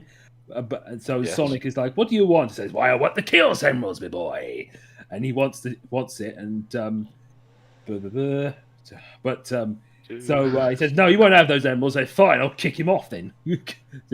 But of course, he doesn't know that Tails flies. So Sonic takes on the ghost pirate, who looks pretty cool because he's got a bullet in his head. So then Sonic takes on the captain, but Amy suggested that they join forces, but so they got released and they decided to join forces anyway and just walk off. But the captain decided to plot against him behind his back because those poltroons haven't seen the last of Captain Plunder. Dun dun dun. Yeah. That was actually a really good voice for him. Yeah, Also, yeah. my favorite panel in this entire comic is the, "Oh, Filch is a ghost, all right. Killed him myself, I did." This kind of reminds me of like when Secret of Monkey Island, where LeChuck has this crewman called Bob, who we actually killed. Well, all his crewmen were killed by him. I mean, in Monkey Island 3, you see them all going in a roller coaster into the lava. Yeah, making his own crew. Pretty dark, yeah. Yeah, it's kind of weird. Yeah, the Filch character who's like this ghost pirate thing, and apparently he got shot all because he took that last biscuit that Captain Plunder wanted. Gotta love how dark Sonic Fleetway is getting. I mean, especially the other comics, especially Streets of Rage later on, where people actually do get shot straight on the page. Even though it's supposed to be for kids. But yeah, even with Sonic, even though they never show guns, but like Luke said, the ghost does have a big giant bullet hole in his head, so they're not screwing around here. Like, yeah, that guy was shot in his head. So, dark and edgy Sonic, I gotta love it. Yeah. Before there was Shadow and Guns, there was Captain Plunder. Yeah, so giving headshots all around. Yeah, it definitely took me a while on what he was supposed to be, and then Sonic calls him Walrus Chops. Like, oh, okay, I guess he's supposed to be this weird walrus character. It's like, well, okay, I mean, he's better looking than the ugly-ass walruses from Sonic Boom. Fair enough. Yeah, I just see he's pretty much just an ugly guy with big tusks. Yeah, and for some reason, like, he has a wheel on his peg leg. Like, how the hell does he keep balance with that? That's a very good question. Yeah. But he can even kick with it, so that's impressive. Yeah, poor Tails has to be reminded he can fly. Ouch. Yeah. That's kind of sad. And apparently the artist always seems to, well, in the future at least, gives Tails like a very wrinkly forehead. So when he's like reactioning, like, "Oh my gosh," like he's got like quite a few wrinkle lines. I mean, in the first like comic here, it's like only just got one, but later on he's going to get more. He worries too much. He's getting old. Yeah. Oh boy. But yeah, besides. I also noticed the little creature sitting on Plunder's shoulder, like as his parrot. Yeah. Yeah, Oh, tiny little bird. Yeah. Just sitting there comfy, like, I'm just here. Pieces of Looking so derpy. 5. Pieces of Yeah. 8, pieces of 8. Yeah. Yeah, I gotta love how Plunder doesn't even know how hostages work. Like, Tails is supposed to be your hostage if you kill him off, and you don't have anything to negotiate with anymore, you smarty pants. Oh well, fortunately Amy's better at negotiating, it seems. For now, anyway. Well, Ewan finally has to leave, it seems, so it's just us now. Yeah, and I'm just noticing in the comments that Godfroth is telling us, like, no, Captain Plunder's supposed to be an orc, not a walrus, or something. Pirate orc. Nice. Could be. It looks more like a monkey to me, like a gorilla. But, maybe he's all of it. He's a gorilla, monkey, orc, Super Mario pirate. He's In an space! abomination of mankind. In space, yes. Yeah. Well, he has a flying ship, so close enough. Yeah. They're sky pirates.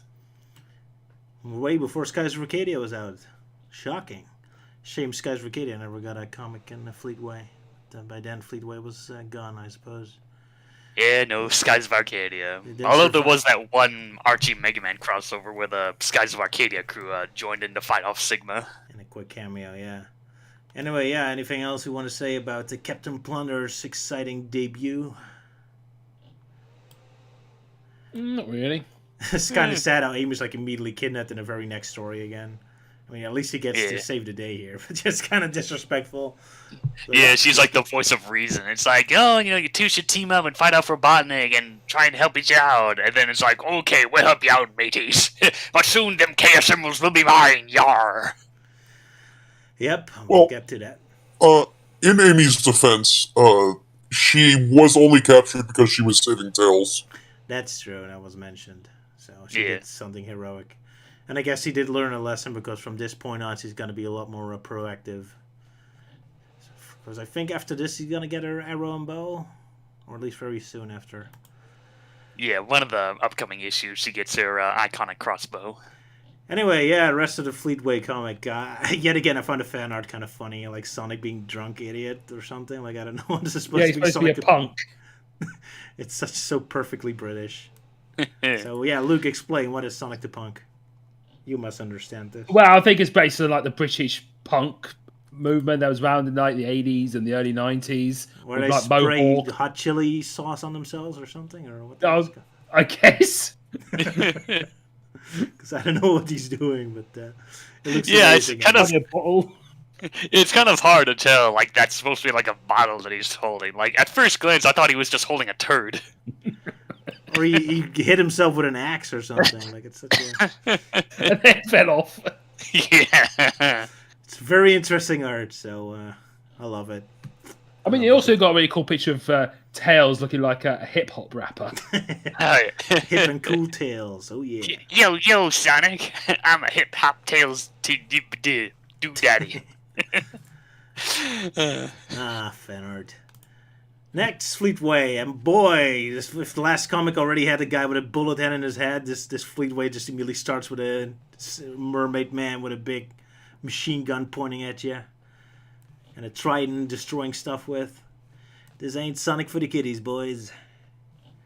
This is the Sonic I love, even though it's not Sonic related. This has to do with the Eternal Champions, but it's the Sonic the comic, and this is their cover, so pretty bad. He has a trident for a hand and a gun. This guy's like packing heat. I want to see him fighting with Shadow. That'll be sweet. But yeah, the comic. Who wants to do the synopsis of Sonic Terminator Part 1? I guess I'll do it. All right. Hold on, I just gotta get out the pages here. Right, so the story opens with Grimer and Robotnik testing out the upcoming Metal Sonic. You ruined a twist. You ruined a twist. Well, I mean, you can Started tell off from the with real silhouette. Sonic running for real, doing something really important. Yeah. Yeah, well, that happens. Anyway, so it cuts to the real Sonic doing his whole deal with, the robots are at it again. Let's go after them. And then they end up getting captured, and they meet this meet Pumbaa for some reason, who's like associated with Robotnik. He's like, oh, we'll turn you over to Robotnik. You pesky animals, and then the pirates come back and they get to kick ass and do some pirate stuff, and then they talk like, oh, we're doing fine, you help us out and we help you, and then Porker, like an idiot, reveals the location of the Chaos Emeralds, in which Filch runs off to tell Captain Plunder to find where they are, and that's where the story ends. That alliance didn't last very long. But yeah, so Sonic pretty much gets killed at the start, and we get to see Sonic's corpse laying around. It's a pretty great start. I love how he looks like there with his derpy face expression. Yeah, I mean, I'm just saying. I think there's some really good images in this this strip. You got like the huge, imposing, very detailed prison raid ship. You also got the rat pirates boarding the ship, and the design of Captain Trusk there looks, very creepy looking. Yeah. It's evil Pumbaa. Yeah, that's what I would call him. Yeah, we have to know. I have to mention that. Like, we had the same artist for a long time in a row. Like, as in the earlier Fleetways, they kind of like constantly rotated between different artists, but we pretty much stuck with this one, which is pretty good because he's the most detailed, awesome artist. Yeah, he's also one of the best artists for this. I know he's one of the more recurring artists on Fleetway Sonic. Yeah. Yeah. And we don't even say his name because I'm a terrible. You know. It's Richard Elson. That's his name. All right. So this is Richard Elson. Oh, right. Yeah, one of the longest sort of comic artists. Even when the comic stopped printing new stories, they still kept having him make new front covers up until the comic finished. Oh yeah. That's pretty awesome. Yeah, that was a weird moment for the final years of Fleetway Sonic, where they just stopped doing new stories and kept reprinting older stories. Yeah. Yeah. But yeah, that was a pretty epic story. Yeah, pirates fighting back Robotnik. So we finally got a whole full uprising. Because that was kind of disappointing to me. Like, they established that Robotnik really took over the world, so they started having a more epic story. But then the next stories after that immediately scaled back down to like the regular adventures again. Like, this is the first story in a while that really feels epic in scope again. It's like, okay, now it feels like Robotnik's really like taking over the world. And of course, a bit of a minor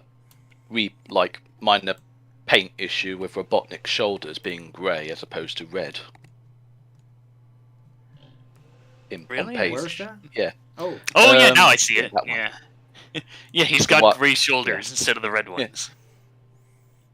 It's part of his armor or something, I guess. Yeah, apparently that was also on another front cover where he had like the grey shoulders, but obviously they went back to being fully red. It does make an interesting nod to Satyam Robotnik, who has all sort of like grey shoulders. Yeah, robotic arm full. That one robotic arm, yeah. Guess I didn't feel completely comfortable with the new design yet. Oh well, it'll come. Yeah, and still pulling the same mouth expression. Because I mean, like his teeth are smiling, but yet he's still got an angry sort of mouth. Yeah, maybe his face just froze like that.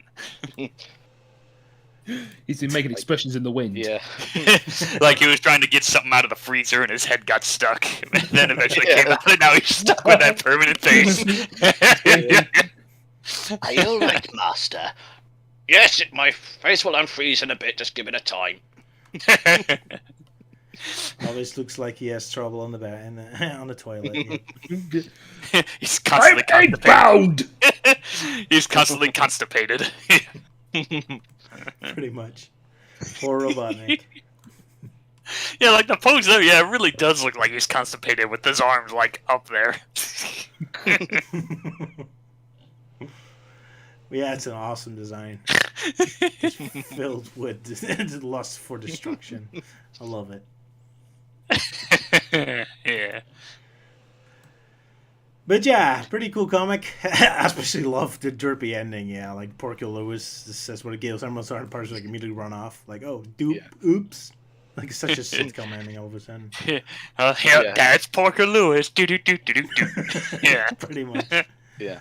But yeah, the swine villain is kind of wasted here. He just shows up for one big panel and then I feel the same with the pirate rats because they appear in one cool panel and you don't see them ever again. Yeah, that's it's a a shame. shame. Just silhouettes. Yeah, I mean, come on, pirates are cool. Mm. Yeah. But also being the introduction of where Amy Rose uses a crossbow gun. Yeah, it also comes out of nowhere. But yeah, that's what I kind of said before with Fleetway. Like, they don't really build anything up. It's just, here it is. Yeah. Here's the new villain. Here's Amy suddenly using crossbows. If you were waiting for, like, a dramatic introduction or a moment where she learns it or does it for the first time, like, you're not going to get it. It's just, there it Yeah. is. It feels like sometimes they're just improvising a lot with Fleetways. Like, oh, we got villains. Okay, pirates. Yeah, let's do pirates. Oh, let's give Amy a weapon. Games she don't have any. Okay, give her a crossbow. Yeah. It's kind of random, yeah, but can't be denied. It looks pretty cool. So I guess we're just going off the rule of cool as usual. Yeah, it really shows how this comic definitely takes some creative liberties with certain game aspects. Well, it's not like the games gave him much to work with yet. Yep. Anyway, fan art as usual. This time there's a fun one with the real cat on Green Hill Zone laying around. And Grandpa Sonic. So there's our first fan art of the Sonic characters as old seniors. So if you're a fan of Death Fetish, there you go. And apparently this picture's been rated PG. With a reference to Mrs. Doubtfire. Oh, is it? Okay. Yeah. Oh yeah, it does say that. Yeah. Mrs. Doubt Sonic.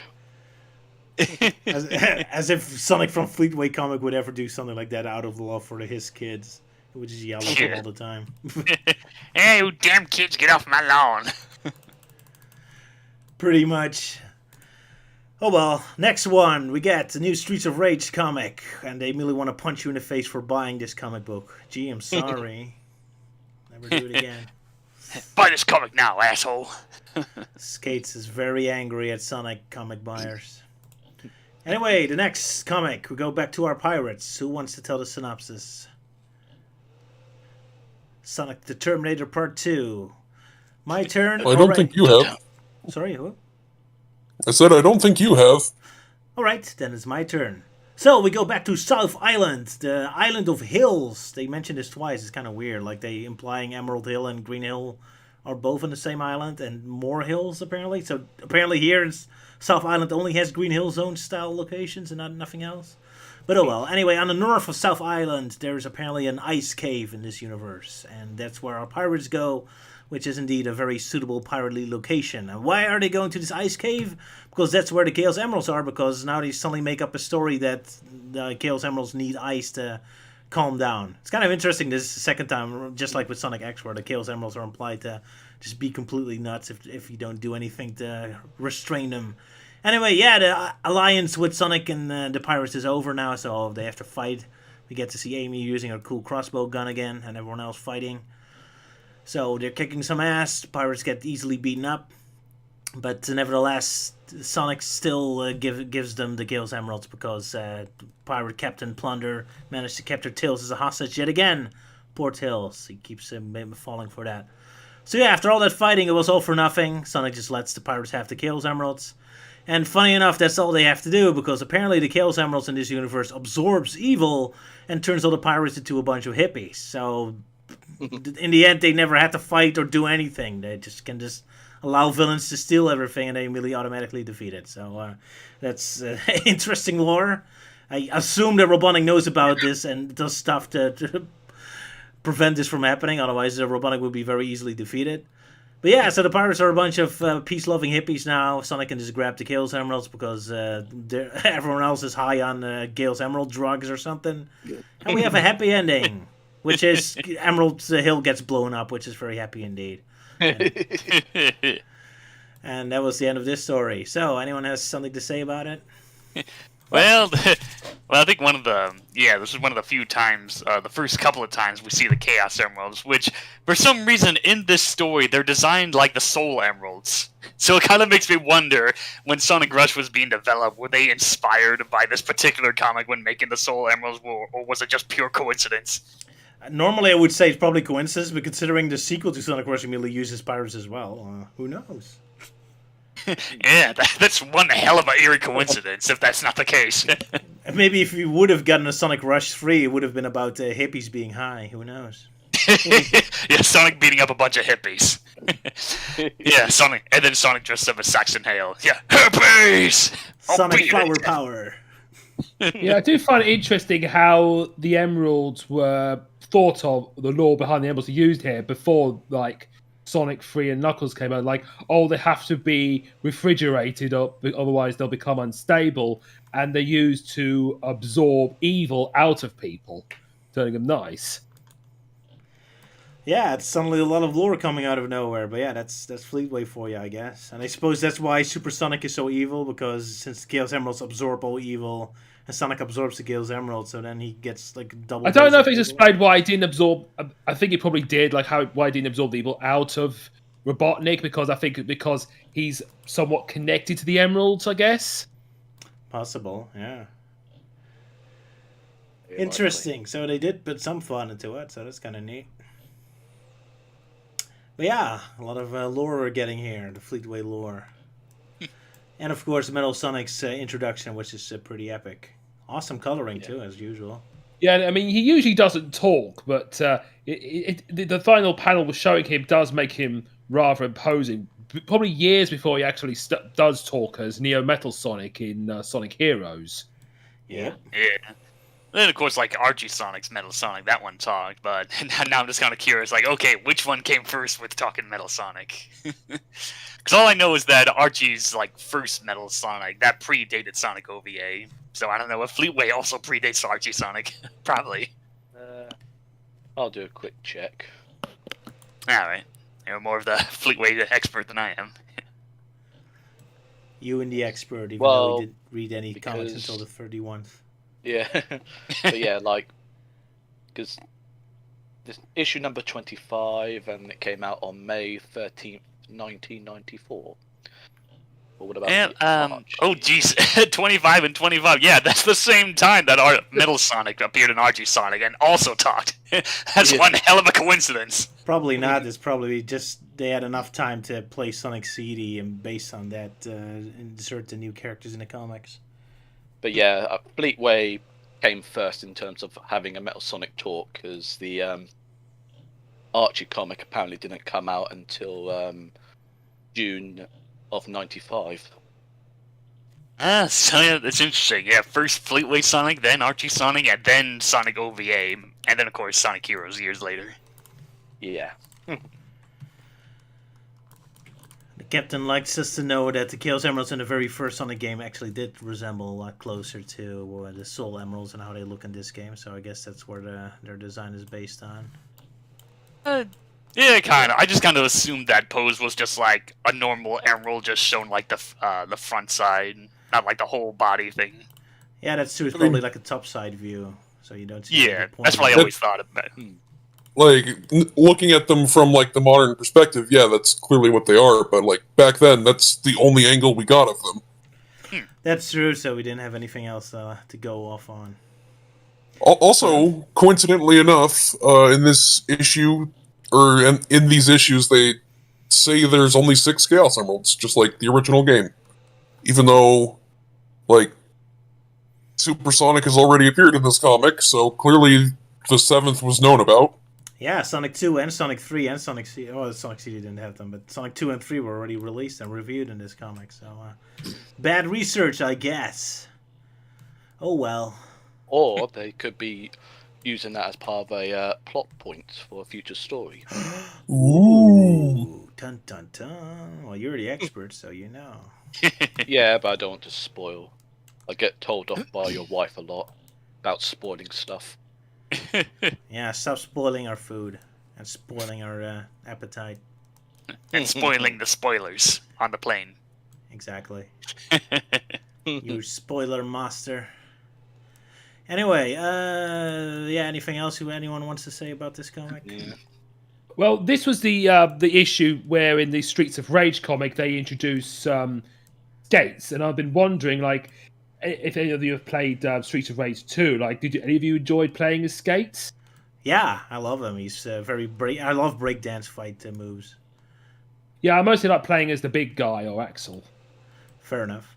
Yeah, I used it in the comic as well, but I love skates. Yeah, I very often use them. See, I like the breakdancing fighting style moves. Hmm.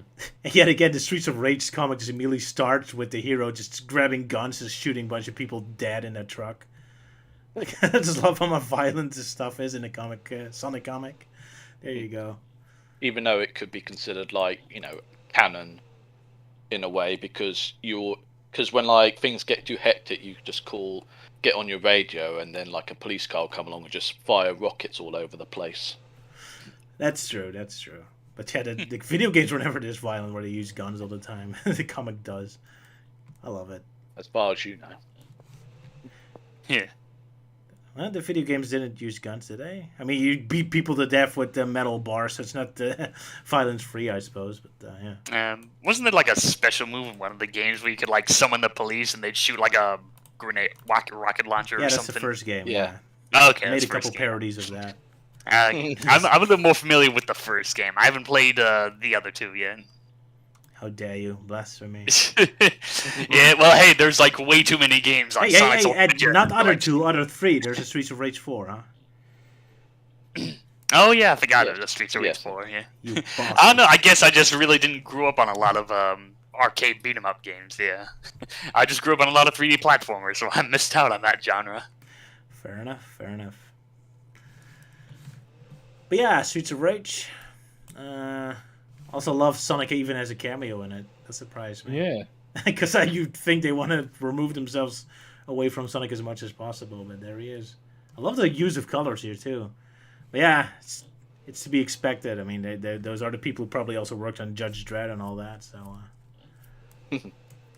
Yeah, and you also got a new story called Sonic's World. It's just a little explanation about the origins of Sonic's World and the ongoing war between Sonic and Robotnik, who appears in his classic look and looks awfully terrifying here in this style, and and also the other zones, and also you got the Marxio brothers starting up their casino, the casino theme park.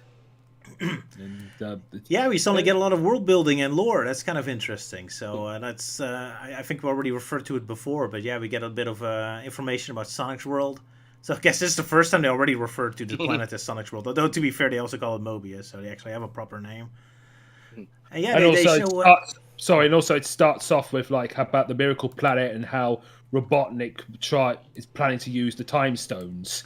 Yes, it's already setting up a Sonic CD story, what's going to happen soon afterwards. But yeah, so indeed they showcase what the Mobius is about. They show off all the worlds it has, like Green Hill Zone and Emerald Hill Zone, and only those, because of course.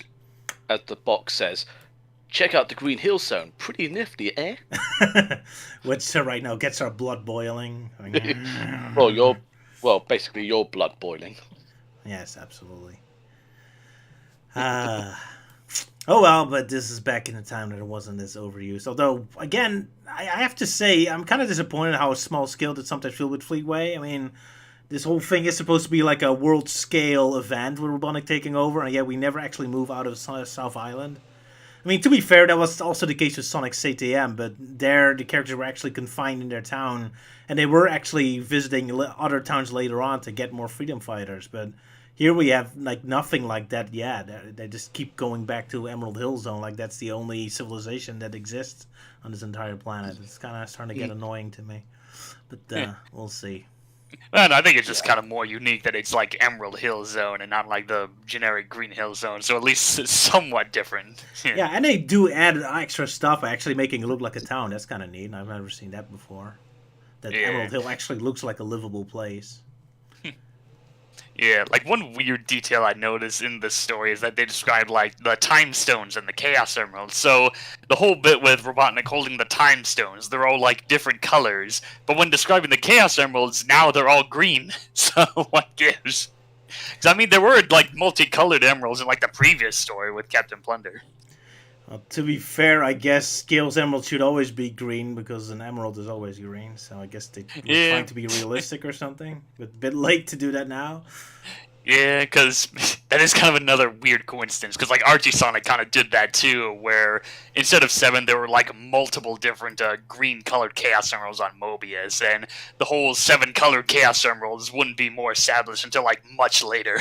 Yeah, Sonic Spinball also changed that up. And Gutfroth tells us that Judge Dredd people did make those comics. I know, I was alluding to that, so it was a very deliberate reference. But thanks for reminding us, yes. You can really tell by the atmosphere. Yeah, Captain, sorry. So they do explain in the next issue why the emeralds were all green and why they're not anymore. So. Oh, really? I forgot about that. I'm just so entranced by Kintabor's smiling, beaming face again. It really starts to amuse me how happy he always is. He's exactly like evil Robotnik, but then the happy version of it. Always the same face expression, but... Yeah, Robotnik has that permanent scowl, and Kintabor has that permanent smile.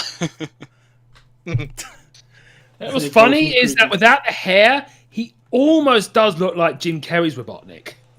That's true. Yeah. Yeah. Yeah. Happy Jim Carrey. But yeah, just wait later on. They'll eventually get rid of that back part of the hairdo.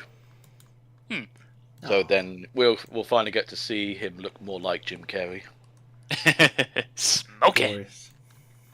But yeah, anyone else wants to say something about our prologue? I was kind of surprised to see the Marxio brothers again, so I guess they are recurring. Well, I feel I feel like at this. Oh, go ahead. No, I was just saying like they will return.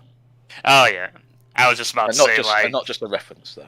But yeah, it feels like right now the comic's kind of more settled down with the idea of like, yeah, this is how what the world of Fleetway Sonic is like. So something we have a more sort of a proper established Fleetway Sonic Bible on what goes on, rather than just kind of throwing out random ideas in the earlier issues.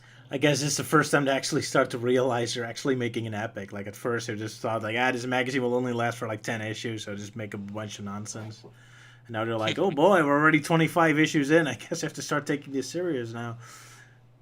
Yeah, got to establish a proper timeline and all that, yeah. But hey, at least it only took them 25 issues to start taking it serious. Sonic Team still isn't. Yeah, they haven't been serious since, 2008 and 2009. Like, I don't know, the last Sonic game that came out before the meta era. Yep, but that's a discussion for another day. Yeah, Captain, sorry? That would technically be Sonic and Sega All-Stars Racing, but that didn't really count, so it'd be Sonic and the Black Knight. Oh, yeah, that's a good one to start. Yeah, though funny enough, I always considered Sonic Unleashed to be like the last best Sonic game. Like, Black Knight, yeah, that was fine. And then everything just went downhill after 2010. Well, okay, you all know how much I love Sonic Unleashed, but I will not stand for Sonic and the Black Knight slander. Well, that wasn't slandering. I thought it was fine. It's decent, but then again, it's been like ages since I played that. And then again, I haven't properly. It's perfect. Well, then again, I haven't properly beaten it either. So yeah, it might be a bit unfair. Because after beating King Arthur, it's like, oh, I thought that's it. It's like, nope, there's more. Halfway through, yep. Yeah, I really got to get around to finishing that game proper. Probably have to dust off the old Wii again. Yeah, but it's not easy to emulate them. Well, my Wii isn't that dusty. My Wii U, on the other hand, that's extremely dusty. So I gotta dust that off first to get whatever games and DLC from the eShop before they become lost to time. Yeah. There's a little pro tip for beating Sonic and the Black Knight. There is a crafting system in the game. When you unlock the Knights of the Round Table, just do everything you can to unlock Shadow or Lancelot's ultimate sword, Drakegoss, because it is overpowered and will definitely help you beat the harder levels. Alright, there you go. Okay. Initially, I thought that your response. Initially, I thought what you were going to say, like, you want to know how you beat, like, Sonic and the Black Knight? And I thought you were going to say, just don't play it. No, we like the game, Ewan. We like the game. I know, but... Yeah, we like the game. No, it's... But I was just expecting you just to say that for some reason. Yeah, if he was like quoting like a Game Grumps bit, like, oh, they can't get past the dragon near the beginning of the game, then I'd probably be pissed. It's funny because the dragon isn't even close to the hardest boss in the game. Yeah, it's like piss easy compared to the others. It's pretty hard, but it's nothing compared to Lancelot Returns. That boss is infuriatingly difficult. And to unlock Sir Lamorak in multiplayer, you have to beat Lancelot Returns without taking damage, which is so hard to do. Yeah. Oh yeah, there's like additional light knights that are only in the multiplayer mode. Yeah. Yes, Galahad and Lamorak. Galahad is silver and Lamorak is jet. Hmm. Pretty cool, yeah. Back when And then- other characters were allowed to be playable. Yeah. Then of course we now have Amy dressed up as a knight from that recent update in the mobile games. Yeah, Paladin Amy. She Yeah. looks really cool. Yeah, I like Yeah. the design. Yeah. But that's a different discussion again. Let's go back to Fleetway, number 26, I Yes. suppose. Sonic's World, the coolest place in space. Secrets of Mobius inside. Wow, it's almost like this whole book is just about an encyclopedia of Sonic's universe or something.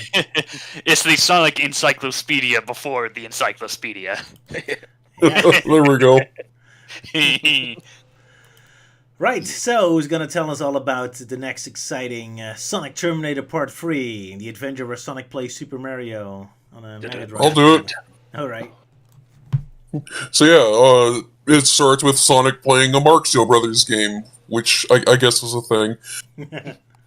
Just to drive it in even more that yes, this is definitely a Mario Brothers parody.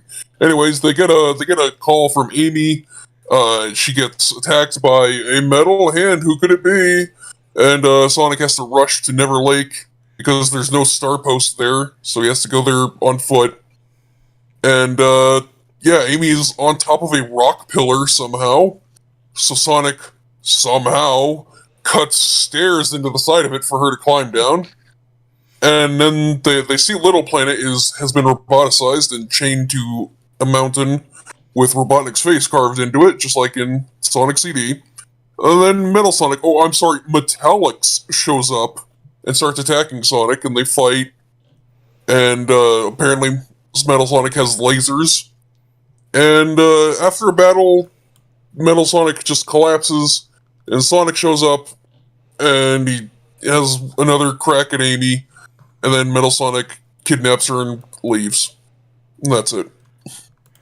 I just love how random Sonic's insults are, like for no reason. Amy, I hate pink. Like, okay. Yeah. He's so petty, he's such an asshole, it actually finally makes me laugh about it. Like, okay, he's just so petty, he's just a joke now. Also, in that frame, he says the words favorite and color, and since they're both with the British spelling, I'm picturing Sonic with an English accent, and it's weird. Have I ever told you that my least favorite color is pink, Amy? Exactly. Oh, I have to ask Luke to do the real... Yeah, he's Luke or Ewan. Maybe, yeah. Like, Amy, did I ever tell you that my pink is my least favourite colour? There we Good old go. lady.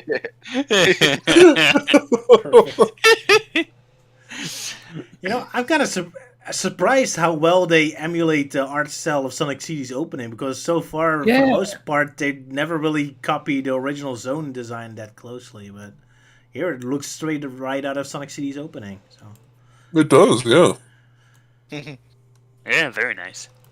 I mean, I absolutely love the panel with Sonic crushed under the rock. It looks so slapsticky and dry. It looks like straight out of one of my parodies, like Slap. Oh yeah, Sonic CD in minutes, yeah. Sonic having all these cool moves and just get hit and it's just splat. So it makes me laugh so hard. Part of me does kind of wonder why he was given sort of the name Metallix, unless it just felt like, oh, we just don't want to say his full name, like Metal Sonic. Yeah, I can only assume. Trim it down a bit. Yeah, I can only assume that maybe they just didn't know this character's name was Metal Sonic, so they just had to make up a name for him, and then later it's like, oh, it is Metal Sonic. I Oh, thought well, I we're just wanted sticking to to call him a cool Metallix. name. Yeah, Metallix is a cool name. Even though when I keep hearing Metallix, I keep thinking of Asterix for some reason. Like he's like an old Gaul warrior. Yeah. Now I want to draw like a stupid hat on him. No, I'm more Stupid like a mustache. kind of Gaulish blacksmith Yeah. who works Or maybe for like fully a, automatics. or Oh, maybe yeah. a Gaul turned into a robot. Oh man, now I want to make a drawing of Metal Sonic beating up the fishmonger of the Asterix village. That'd be great. All the And then, Romans have their own version of robots. Kind of automatons. Yeah. We'll I defeat think those there was goals. a Doctor Who story like that. I can't remember. Maybe in one of the comics, I guess. All right. Yeah. I also want to talk about like the first panel set in like the base. Like you got like Porker working on some sort of weird device, and also you've got like a little jab at the Mario games to remind us that this was set during the the war between Nintendo and Sega. Yeah. Yeah. Although they don't even say all that much bad about the game. He's just like, Nah. I can't believe it's about electricians. Like, I just can't believe it's about Yeah. plumber. I He just doesn't say say it's it's a about- bad game, so... Is it? They just said, "Who cares about the invasion of free electricians?" Yeah.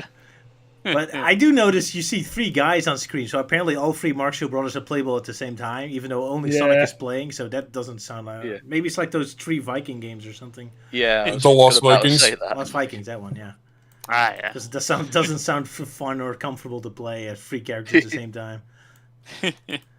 I'm also Although curious Tails about what is- kind of machine Porker is actually working on, because it looks like some kind of spinning wheel thing. Yeah. It looks more like a something. giant magnifying glass in a way. Maybe, yeah. But of course, I think this also is like when Richard decided to just basically give Porker actual hands as opposed to his, Hoofs. Yeah, Yeah. the hooves. Yeah. Yeah. pig hoofs.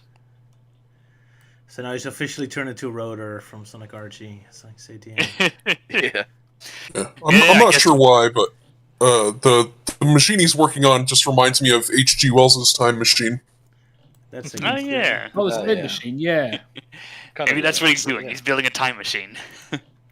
Well, they are about to go to Little Planet, so that makes sense.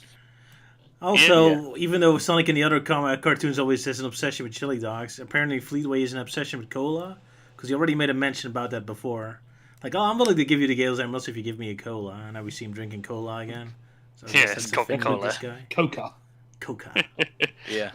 Cocaine. And of course, all those sort of McDonald knockoff boxes laying around. So I'm just trying to wonder what that symbol's supposed to be. Like the name of the fast food joint that almost looks like an N.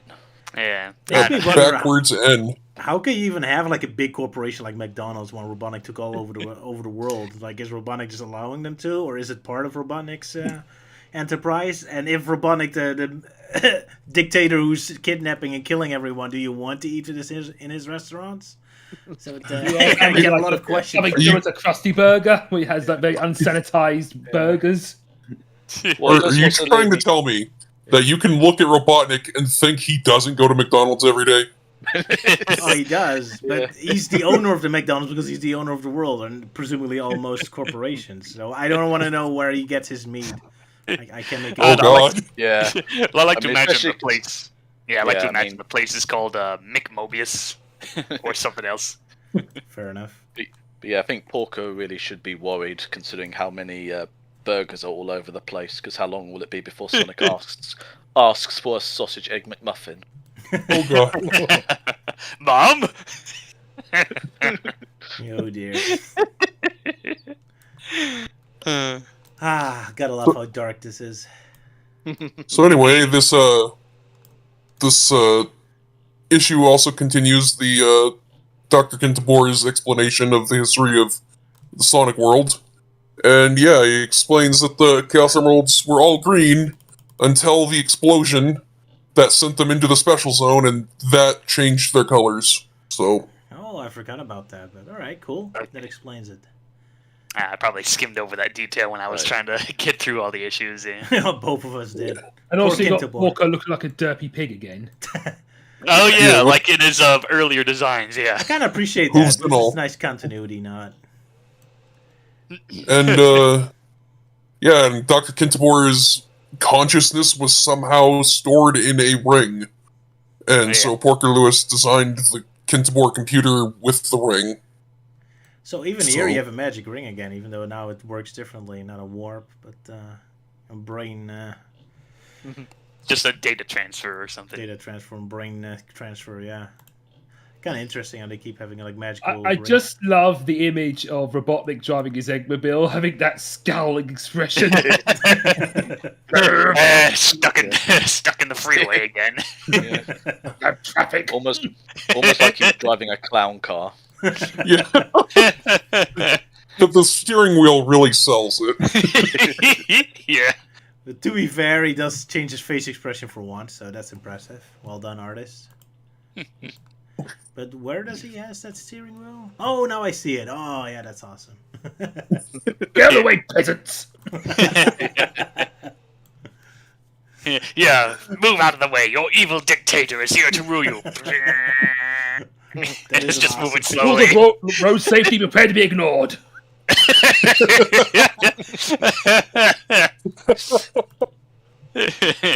Oh, red stoplight, screw you. That's why he created. That's why he created the Eggmobile. He's sick of traffic. Yeah. I'm surprised you have traffic considering Fleetway barely has shown any cars or anything, but all these stupid animals blocking the way, all these pedestrians. Yeah. But yeah, it is awesome Eggman with the steering wheel, yeah. Don't want to be the police officer to have to hand him a ticket. Yeah.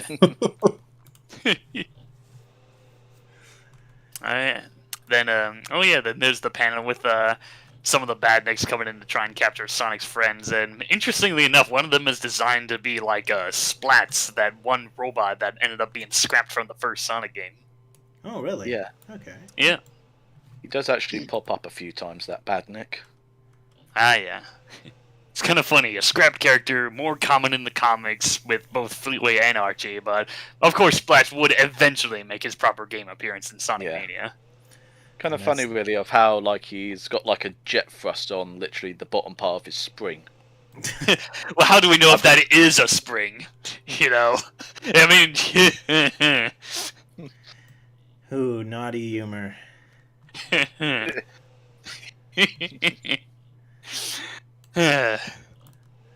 Gotta love how Kintabor's talking about all this tragic stuff, but he still has his derpy, happy smile all the time.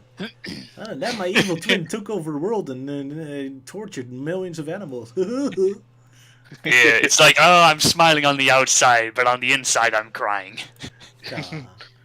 Poor Kintabor.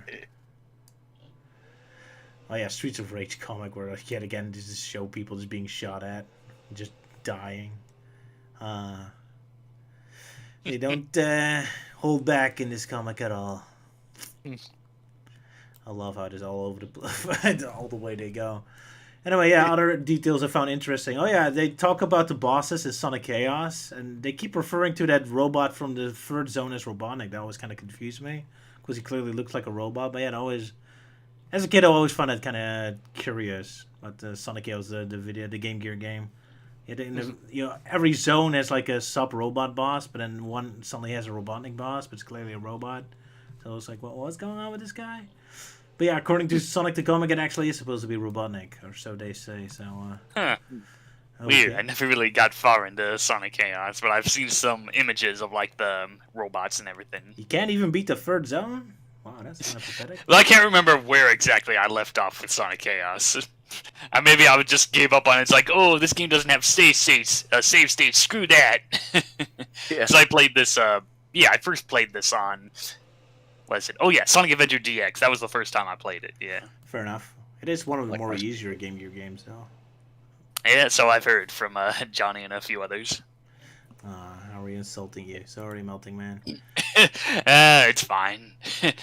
There's a lot of Sonic games I haven't gotten around to. Back to the fan art final pages. I love how they just call this kid a cracker. Like, isn't that an insult?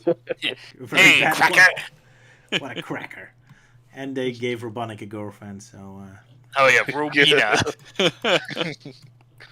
So there you go, another DeviantArt staple done for the first time in the 90s. What a historic moment. darling.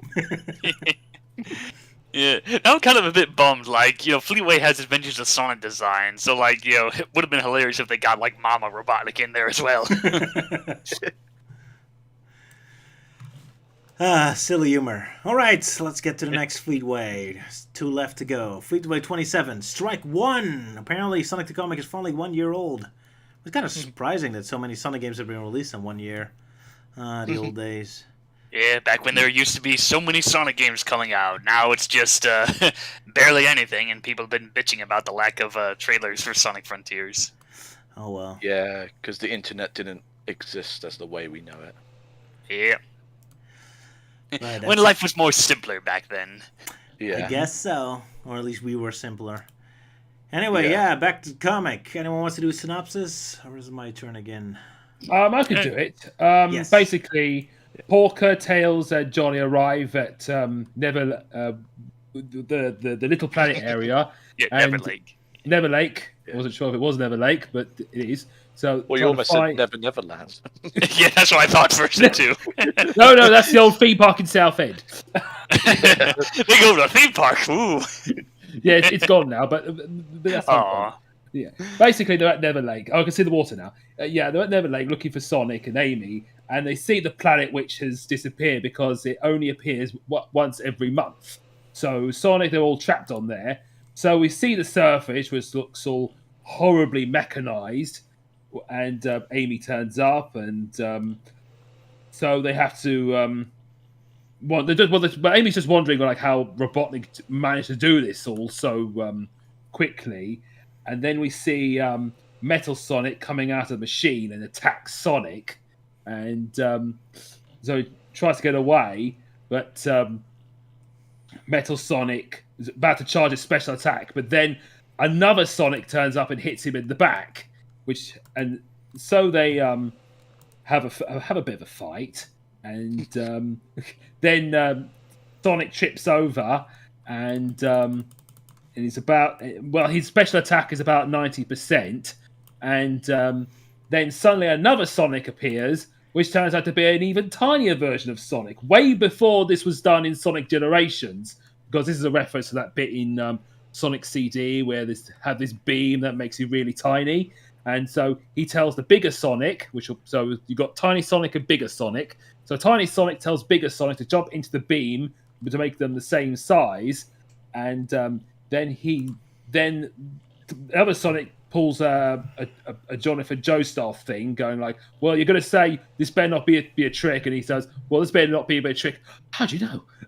And so he What do you mean, how did I know? It's a motherfucking JoJo's reference!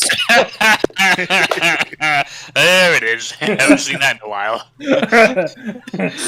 So it gives them a time star, which just looks like a generic rock. Then Metal Sonic recovers, and his special attack is 100% completed, and that's the end of the issue. Cliffhanger, dun dun dun. So yeah, classic Sonic, another first, already way back in '90s, even though it wasn't really classic Sonic. But, My God, they're multiplying. I find this art kind of interesting, where it looks like their heads are kind of separate from their bodies in some pictures. It seems like it's almost like Nights of the Dreams esque. Like especially when Sonic trips, it looks like his head is almost falling off. Oh yeah, his head's popping off. Yeah. But also with Amy earlier on, like in this picture, almost looks like Amy's head is floating in the air. You even see the shadow on her body. It's like kind of weird, kind of amusing. Weird. It's like she's full on Rayman. Yeah. You also got some very impressive images with Metal Sonic, or Metallics, as he becomes all energized and all electrified. Him coming out of the wall is also pretty intimidating. Straight out of Terminator, which is fitting considering the name of the comic, like Sonic Terminator Part 4.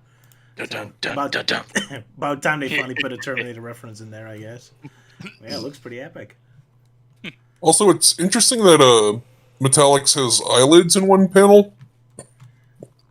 Oh yeah, when he gets When he gets hit by behind from Sonic. Yeah. From running all Speaking around of the fight, Sonic actually has some pretty clever and in-character quips during this battle. Like, I'm actually really enjoying his dialogue here. Yeah. Like, look at me, I'm really scared. Planets are round, girl. I also noticed there is a bit of a Back to the Future reference because Sonic tells his future self, like, "Wait a minute, you're saying in the future I turn into a midget?" Kind of like when Marty asks Doc, like, "In the future, do we turn into assholes or something?" Dinah. Is the M word still allowable to say? Yeah, I think midgets become a bit more offensive these days. Oh well. Yeah. 90s. At least I don't say the R word, I guess. Yeah. Yeah. But yeah, okay. fun comic, yeah. And I did like to plan this around, baby. I guess Sonic just beat Sonic CD's all the levels in 20 seconds or something. Yeah. I also liked the one quip he had when Amy showed up. He came all the way just to save me. He's like, "Hey, baby, anyone can make a mistake." I think that's the cleverest thing he has ever said to Amy. Yeah, poor girl. And still she likes him, despite all the abuse. Just like Porker, even has a Sonic picture on his jacket. They all love being abusive in an abusive relationship, I guess. What a depressing comic. But yeah, pretty epic. Pretty good fight. I love the setting too. The color use is great. Of course, the art is always pretty good. I do look. It's kind of funny how derpy Metal Sonic sometimes is. Like how he kind of falls like cartoony. Like you can almost hear the sound effect, like boop, boop, boop, boop, boop. In that picture. It's so weird how it goes from super epic to super derpy between each panel. Yeah. Like constant tone shifts. And of course, Metallics has his more threatening moments, like at the end of the story when he's like fully charged with all that electricity. That's a pretty epic shot. Yep. Yeah. Right, other stuff I found interesting. Oh yeah, Streets of Rage, where the main hero just beats up an innocent person just to steal their computer. What a... So it's not just Sonic who's an asshole, even they are. How nice. Anyway, we go back to Sonic's world, where our happy, friendly Kintabor is giving us backstory again. So, anyone wants to do a synopsis of that? I'll do a quick one. So this little backstory kind of shows us the first time that Sonic and his friends have collected the Chaos Emeralds and discover, like, oh, they're used for absorb negative energy, and then of course Sonic absorbs it and becomes Super Sonic for the first time, and then he goes off causing he just flies off, and Porker and Lewis are just like, what the hell just happened? And eventually Sonic wears off the Super Sonic form, and he finds foxes drowning in the water, so he rushes over like, oh, don't worry, I'll save you. So he saves one, which turns out to be Tails, and he's like, oh no, I didn't save your other buddy. He's like, oh, don't worry, I have two Tails. And so that's where their weird friendship kind of bonds. And then we get a brief snippet of like the events of Sonic 2, which they definitely took some creative liberties with the Egg Destroyer Battlesuit robot, or the Death Egg robot, or whatever. And yeah, it ends. And then it just shows like, oh, the Chaos Emeralds are safely stored in the Arctic region, whatever. Yeah. Yeah. Yeah, so like I said, Fleetway usually just kind of skips over the introduction, just jumps you right into it. So it is kind of neat to suddenly get like a prologue, so it actually does set up a couple of things. So we finally get a proper introduction of Super Sonic, even though in the actual comic it just randomly shows up on one strip and that's it. Yeah. And yet another name for the Death Egg robot. This one is just battle armor. Yeah, I love the design of it, especially with the shine effects. Yeah. It's very awesomely drawn. And I kind of prefer battle armor than Death Egg robot, especially Sonic Forces, where they aren't even on the Death Egg, so the name doesn't make any sense anymore. But never mind. Yeah. And of course, personally, I prefer Archie Sonic version, which is the Egg Destroyer Battlesuit, because it just sounds more cooler. That's absolutely true. Yes. And the movie version looks amazing as well. It's very intimidating. Oh yeah. Goofy. And Dare doesn't even have a name. Yeah, I don't think it has a name, or maybe they just stick to what the game's version is. I kind of like in art how Tails looks like. He looks so happy and derpy. Oh, adorable. Yeah, the way with that mouth is drawn, yeah. Yo. Also, I think this is the nicest Sonic has been to Tails and Fleetway so far. Absolutely. Yeah. It's almost out of character that he immediately wants to save them without immediately insulting him. Like in I the did later find comics, we just say, "Oh, you pixel brain, you're drowning again. Fuck you." I do find it funny that in the last panel, like instead of like putting a pool of ice cold water or like in an ancient shrine, it's dumped into a pile of snow. Yeah. Also noticing how Kinterbor's eyes are showing. Oh Yeah. yeah, that last panel. Black empty eyes. Ooh. Yeah, that's- Maybe a reference to Sonic 2's box art. Well, maybe a reference to Asterix and Tintin and all that. Well, not Asterix. but, who knows? Oh yeah, the beady Oh, eyes. Yeah. It looks kind of scary on him, yeah, with the more realistic coloring and all that. Yeah, pretty awesome art as usual. Fleetway know how to color their stuff very well. Mhm. I had this one also saved up. Don't know why. Oh yeah, I figured that Melting Man would be very angry at them that they never say that Dr. Robotnik's Mean Bean Machine is based on Puyo Puyo. They just compare it with columns instead. So I'm sure Melting Man is very angry. Yeah, at them. well, well, to be fair, like when the game came out, like the internet wasn't really a thing, so of course no one knew that the game was just a reskin of Puyo Puyo. Nope. But there you go. Robotnik Mean Bean Machine also released in this time. So I guess that's what pressured them in changing Robotnik. So we finally go to the final Fleetway this stream. Wow, we're already Before we do, I want to point out one of the fan art pictures of the final one in the issue where you got Sonic jamming with ZZ Top. Oh yeah. Oh yeah. I didn't have that with me, sorry. But yeah, CC Top. Yeah, and then there's like this other random one where it just shows Tails chilling out with like Buster Bunny and Cool Spot and Taz, the Tasmanian Devil. Multiverse. You saw it here first, folk. Nah, Roger Rabbit was first. Yeah, multiverses before it was multiverses. Exactly. Alrighty, but yeah, sadly I did not save that fan art, so you'll have to believe Luke's word on it. Oh, could I also do a reading of this really amazing poem? Sure, go ahead. Okay. Dr. Robotnik is no good. Chop him up for firewood. If he is no good for that, feed him to the pussycat. If Dr. Robotnik interferes, tie him up and box his ears. If that does not serve him right, blow him up with dynamite. That's just great. amazing. It's like a more darker version of if you give a mouse a cookie. Yeah. I can't imagine like, all the Mobian children singing that in the playground. Yeah. Kind of like what they've done with all the wartime children singing about Hitler. Oh, yeah. It's a book. But man, what a weird response does a poem writer get from the magazine. Laura, it's good to hear from you, shattering the image of the soft man humes and silly stories of sugar and spice, etc. What a weird random response.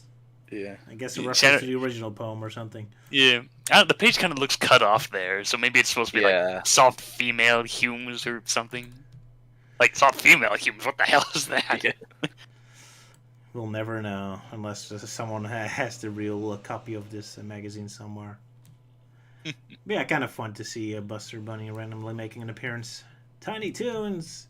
It's getting a new series soon, doesn't it? Yeah, there's a reboot coming out, and already people are going apeshit over a certain change they decided to do for Babs and Buster Bunny. Yeah, no longer lovers, I guess. Or maybe they still are, but more illegal style. Yeah. But that's a different story, so let's just get to Fleetway 28, I suppose. Yeah. And boy, is this cover British or what? The British cover I've seen so far. Oh yes, very British, yeah. Yeah.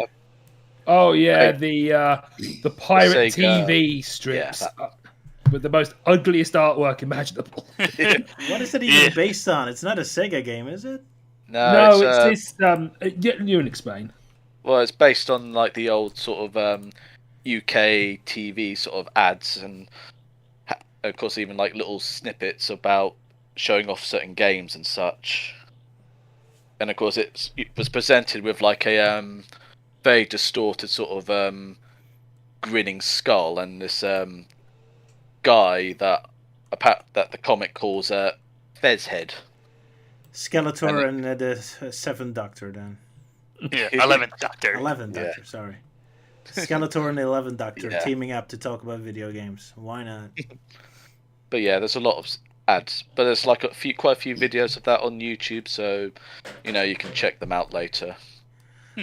Fair enough. But yeah, the big finale of the Sonic CD adaptation. Who wants to do the synopsis of the grand finale? I'll give it a go because I've been a bit quiet. Okay. The Sonic Terminator Part 5. Dun dun dun dun dun. Gotta keep doing that. Sure, with metallics powered up, like the little Sonic tells our current Sonic to run with the stone, which he does so. Question like, well, what am I supposed to do? It's like, you'll figure it out. And sure enough, with enough running, he ends up traveling all the way back to the past, just like in the game. Oh, my And goodness. ends up noticing like a machine that's basically turning the whole planet, well, literally into a big metal ball. And because of his small size, he's able to jump into the machine and locates the time stone, which he takes, which results in the machine crumbling to bits. And as he's running along again, he ends up traveling through time and ends up back in the present. And essentially, it kind of repeats from the previous issue, in which he basically bashes Metallics, causing him to reboot, and the little Sonic himself is basically telling his past self just to get into the machine, and he does so reluctantly. And then with Metal Sonic back to full power, he tells his past self just to run, and gradually the planet starts to revert back to normal, and Sonic grows back to his normal size, and Metallics no longer exists. And Sonic realizes he's stuck on Miracle Planet for a month with Amy, and he's like, I miss Metallics already. Wah, wah, wah. And that's the end of the story. And Amy's free to... Yeah, and apparently Oh, Metal yes. Sonic gets erased from time. Yeah. Yeah. But that doesn't make sense because Metal Sonic's creation wasn't tied to the planet, was it? In all honesty, though, I mean, even though despite that, Metallics is brought up again later on, but once again, Oh, well, they spoilers. just had to quit the story quickly. But yeah, it was a cheap comic this time since it could recycle a bunch of panels. Yeah, but then again, considering they got to pump out these stories every 2 weeks, so I suppose this was a time saver. Fair enough, especially since it's the same artist, so he had a marathon at the moment. Mhm. So I guess he could use the break, yeah. Oh well, fun comic. Yeah. Anyone has something to say? Well, I do like that, unlike in the games where the robot generator is this thing with shooting beams. Here in the comic, looks like a really mechanicalized thing that does actually look like it would destroy and corrupt the planet. Yeah, it's only just one giant machine and not several like in the games. Yeah, it's pretty awesome, especially since it basically turns the entire planet into a form of itself. Mm-hmm. Says all the same pipes and all that. Cool detail, yeah. But yeah, not much to say, I guess. Just the big finale. Yeah. And finally the big Son Amy moment, so the captain is happy. Yeah. Amy gets her way with Sonic trapped for a month on the planet. Yes. Amy just raped Sonic for a month. Ooh. Oh, jeez. Yeah, think how we've old are run they around the supposed to be planet now? They have time stones, so they just travel in the time where it's more legal. Yeah. Fair enough. There we go. Yeah. Even at the time, stones vanished. Legal loopholes. Gotta love them. So I guess we'll have to tune in next week where Amy gets to show off her sexy lap dance moves to Sonic. Oh god. She wears a dominatrix outfit. Oh yeah, Get your like the one hopes up. that yeah, the dominate, yeah, like the one that Rouge wears in Sonic Adventure 2. Oh my. Yeah. Don't And get your Sonic hopes just up. saying, I just want to die.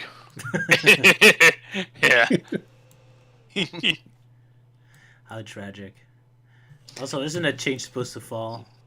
That'd be a funny final panel where the change falls and crushes them. Ending. Multi-part ending. Yeah. It's like, oh, I'm stuck with Amy. Damn it, I just want to die. And then the chain's falling down. It's like, oh, thank you, God. And then he still survives, but now his legs are broken, so he definitely can't escape Amy anymore. No! It goes full on misery parody there. That's even worse. Yeah. Our dark sense of humor. We are going to hell. Oh well, at least we'll be in good company, I'm sure. All those heavy metal singers. Yeah, anyone else has something to say about this fun little story? I think so. I don't think so. It's just kind of obvious where, like, oh, Sonic does the thing in the past and then travels back, and they just recycled the same page from the previous story. Yeah, I guess the time loop will give us a headache if we try to figure it out. Anyway, yeah, Streets of Rage comic again, which yet again contains a scene of someone just machine gunning down people to death. Just so you know. Just keep Streets of Rage sure loves their guns. Absolutely, even though there's none in the video games, but whatever. Well, okay, the final boss has a machine gun, to be fair. And now we get Tails' new story. Unfortunately, we're only going to look at the first panel, the first issue. And we see another old Sonic Fleetway artist finally returning. So that art style looks familiar. Yeah, so anyone wants to say about this new Tails story? Well, I thought Luke might. Luke's turn. Yeah, because this is because it involves like the realm of the forbidden zone of magical foxes and that. Because I mean, it starts off with little bear telling Sonic like one of his friends disappeared, and Sonic says, "Yeah, I'm okay, I'm on the case, and you stay here and do absolutely nothing." And as Sonic takes the little bear away, Tails mopes like, "Oh, I wish I could go on his adventures and that." But of course, another portal from the forbidden zone turns up, and it's like, "Oh, then there's the nameless zone." Yeah, nameless zone. The nameless zone, and Tails like, "Oh my god, is that the time that we could go again?" And so he decides to go along and do the next quest or whatever. But I do like how it looks a lot better now, because all the characters look more unique, has that medieval fantasy look to it. And the scenery is amazing, yeah. Yeah. So you got Shaman, Wapon, the village elders, and they believe that Tails' friend named Tonic. But apparently, some creepy-looking goblin that would look really cool, look like something that Jim Henson would make, came along and captured two little fox cubs and rode off towards the dread fortress of Castle Morbidden. And so Tails dons his armor, but of course they keep calling him Miles, but he'd rather be called Tails. So They're still such a bunch of assholes, aren't they? Like constantly pulling up Tails, but not respecting him enough to even get his name right. It's what you get in normal RPGs. Instead of doing these quests themselves, they decide to ask this hero, this chosen one, to do all their stuff for them. It's like, oh, you do this quest for us. You must rescue these people for us. Yeah. But then not even getting his name right. So, yeah, whatever, doofus. Nah, my name is Tails. Yeah, sure, whatever, doofus. It's like, why you're so disrespectful, you assholes. Even Tails annoyed, like, so they think that Sonic is like his assistant, but it's like, no, what the hell? No one believes me anyway. So we get to the castle of Castle Morbidden, ruled by the sinister Queen Vulpecula, gnawing on stuff and berating this rat minion. She looks all right. And of course, Tails going through this dark canyon with this griffin-looking creature about to pounce on him. The end. And then Tails died. You died. Game over, yeah. But yeah, man, the landscapes, the backgrounds are amazing in this one. I love it. Yeah, very detailed, yeah. Very colorful. And well, it's British. They know how to yeah, I do like these stories with like Tails going on these like sort of Legend of Zelda type quests. Yeah. I mean, like they kind of done that with Sonic and the Black Knight, but it would have been quite interesting if they'd done this sort of thing with Tails. Yeah, absolutely, yeah. Yeah, like you'd think by now we would have gotten a fan-made game of like an RPG of Tails being more based off of the stories from Fleetway Sonic. Or That would've maybe been cool. in the future, Roger could make a Roboblast 2 level that could take the piss out of like the fantasy RPG genre with Tails. Go to like these villages or these dark dungeons with goblins coming out of nowhere. That'd be that'd be weird. cool. Like Tails is playable character, but he can't fly because the armor's too heavy. Yeah. And actually having a little sword with him. Yeah. Did you say something, Captain? Did I interrupt you? No, I haven't said anything. Ah, sorry. I do like this idea, like you go into this this village, this little town, and you could make it like a parody of like Ankh-Morpork, and you could have like the City Watch, and you could have Rincewind over there, and sometimes you have the guards going after you saying, "Stop right there, criminal scum!" That'll be funny. Like they're all constantly selling hot dogs every single time something bad happens to you. Like constantly following you around, just to make just to make bets on you constantly. Yeah. That'll be something. Yeah. Yeah, Tails has to rescue a princess or something, and there's a dragon or something. That'll be great. So many ideas, so little time. Yeah. But yeah, I guess we can't say much about it until the story's more on its way in the later pages. But yeah, looking good so far. And it's the first time I actually get to see female characters in this fantasy world. So far, we only see the male guys. Yeah. All right. Guess we're done talking about this part. Let's see what. What? Sorry. I was about to point out the fan art for this issue, which features a lot of images of Sonic playing football or soccer for Americans. I guess the EQ was EQ. Yeah, because there's something about, I think there was a World Cup that year. Yeah. Probably. Come on, you blues, as they say. And yet Sonic never got a football/soccer game. Mario did. Yeah, it's weird that. Yeah, I don't think Sonic ever had a sports game of his own, like not including the Olympic game series. Yeah, I was about to Tennis, I say, guess. besides the Olympics. Oh, that's a Sega game, not a Sonic game. Yeah. I guess the closest. I guess the closest to a Sonic sports game would be Sonic Drift. Oh yeah, that's true. Oh, I see. Yeah, the 1994 FIFA World Cup, which took place in the USA. All right. Yeah, so we get the comic based on a weird pirate, whatever it is, and it's definitely. I was just looking at the images. I'm like, is this supposed to be like the European version of Ren and Stimpy? This looks like It kind of reminds me of those really wacky advert commercials you would get that has this like really weird art animation. Yeah.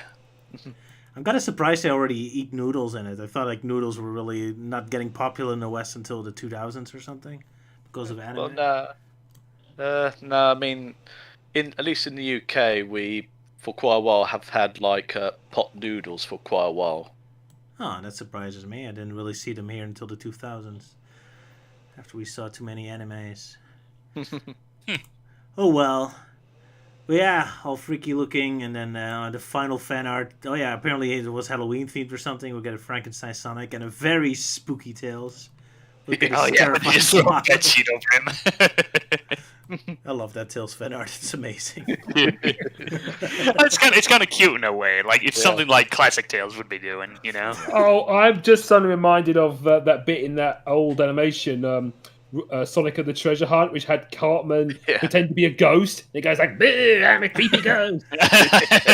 Oh yeah. Exactly. Well, let's hope Tails doesn't resemble a Ku Klux Klan member anytime soon. Well, he has a face drawn on it, so I think he's okay. Yeah. The ultimate irony is, even if he's the Ku Klux Klan member, the only black people are with that kind of skin color is himself, probably. Having a more darker skin color out of all the main characters. And then the last panel just shows advertising. Was it the amazing combo multi megas must be won? It's like some kind of like Sega CD Genesis combo. Yeah, definitely remember seeing a few of those actually being sold secondhand over at Game Station, and this was like back when retro consoles were actually affordable and cheap. But what they were asking for it was like about £180 for it. Oof. Which I imagine like, in today's market, it'll probably be about like maybe 300 to 400. Yeah, it'd be much more expensive now. Yeah. Quite a steep price, yeah. I can get a Super Nintendo Mini for that. Kind of makes me wonder, was that like that particular Genesis CD combo model, was that like only in the UK, or did it get released outside there? Don't know. Because I've seen like several like standalone Sega Genesis and Sega CD models, like even like the Sega CD for like the Model 1 Genesis, which kind of looks like plopping a Genesis on top of a VCR. Yeah. Yeah, apparently it was also released in America. Ah, okay. So yeah, if I ever try and play some Sega CD games, I might have to try and hunt down that rather than go for like the Genesis console and the CD add-on. Yeah, Isn't there a Sega Mini coming soon with this Sega CD games on it? That's probably your best choice. Yeah. Oh yeah, there's Probably. the Sega Mini 2 something. Like it has a few Sega CD games, but of course no 32X games because I guess Sega can't be bothered in emulating 32X games. Poor Knuckles Chaotix. Yeah. Yeah, based on the Mega Drive 2 with the 6-button controls. Yeah, that really does kind of suck. Like, out of all the games, like Knuckles Chaotix, that's kind of like the one Sonic game that's been like doomed to just being stuck on a console next to like the Advanced trilogy and whatnot. But yeah, I guess we just have to stick to emulation for that specific game. Yep. Although I wasn't never a fan of its gimmick, so I'm not too sad about it. But yeah, it is a piece of Sonic history. Although the one I'm most sad about is the Sega Sonic arcade game. That's the one I never played because you can't really emulate it with because you need that special way to control it. Oh yeah, the arcade game with Mighty and Ray, yeah. But you and Luke are lucky enough to have one. Yeah, we were able to play it. Yeah. That's always looked interesting, so I want to try that. I want to try like Knuckles Chaotix and I don't know, maybe hunt down a copy of Sonic Bros. That was like a canceled arcade game that I think the ROMs ended up getting dumped on the internet. I was kind of thinking of doing a Knuckles Chaotix parody soon. There's plenty of ideas. Oh yeah, I saw the post you did on Twitter. Yeah, that'd be They're interesting. just constantly colliding to each other. Exactly. Yeah. Plenty of jokes there. Probably gonna do two separate ones. One based on the American version and one on the Japanese version, because they both have a completely different story. Oh yeah, like the R2 Sonic version and whatnot. Sure, maybe. Yeah, their comic adaptation's a bit different, especially when they took some creative liberties with designing Heavy and Bomb for the comics. Yeah, you've showed me before. That was yeah.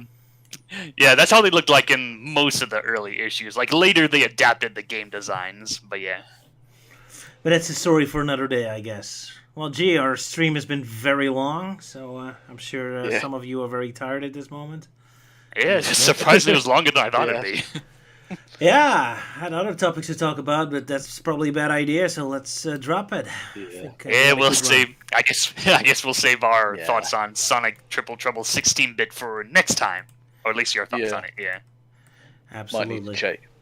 Might need to change the thumbnail just to remove. Yeah, ouch. Thanks. Oh yeah. Well, hey, we mentioned Triple Trouble, so that's good enough for me. Better than Cream and Vanilla showing up in a stream they didn't show up at all in. Yeah, that's kind of what I learned when I was working on the original thumbnail. It's like, okay, maybe there might be change of plans for the Sonic X episode. So, but like, I have the thumbnail finished. I just haven't posted it in the Discord yet. So I kind of wait. I just wanted to wait for the last minute changes, and yep, that happened. So it's a good thing I came up with a last minute optional design, which was the one we have here. Yes, thank you very much for saving me time because I had a wild week. But yeah, sorry, people who wanted to hear about Sonic Triple Trouble. I guess we'll talk about it next time. But yeah, quick thoughts. I love it. It's great. So definitely recommend people playing it. But deeper thoughts come later, I suppose. Well, that concludes our stream for this 2 weeks. Anyone has any closing thoughts they want to mention? Anything they want to advise? No, I'm good. Well, as for me, I recently just got done doing one of the projects I've been doing was recording lines for a documentary that that's coming up. There's a YouTuber named Scribble a Screen. He does a lot of coverage on lost media stuff, so he's working on a documentary-like video covering the lost media wiki community, and he asked me if I wanted to make a guest appearance, as he cited me as like one of the earliest examples of someone that predates the lost media wiki, which I did look it up myself, and yeah, my Forgotten Media series started like a year before the wiki community was formed. So yeah, so be on the lookout for Scribble the Screen's documentary video whenever that comes out. Awesome. It's All pretty right. cool. Yeah, been doing some voiceover work as well. I was over the last couple of weeks doing some voice lines for a Q&A video. Well, there's this fan animation in the work called Sonic Villains Q&A, and someone is doing a spin-off of that called Sonic Villains Multiverse, featuring this gang called the Execution Squad, and I'm voicing this villainous host called Dr. Cat. And basically, he got all these different these original characters, other varied characters, and apparently Sans is there from Undertale, just answering various questions. I've delivered the lines, and it's currently in production, so keep an eye out for that. All right. Cool. Well, good to hear you're still working. Captain, you have anything to mention? Any projects running? I don't believe so. I'm actually in the process of planning on moving, actually, so Ooh, kind of busy with that. That sucks. Joining in on the moving week, yeah. Yeah, I've been flat hunting myself. Good luck with that. Moving is never fun. At least didn't leave any good impressions with me.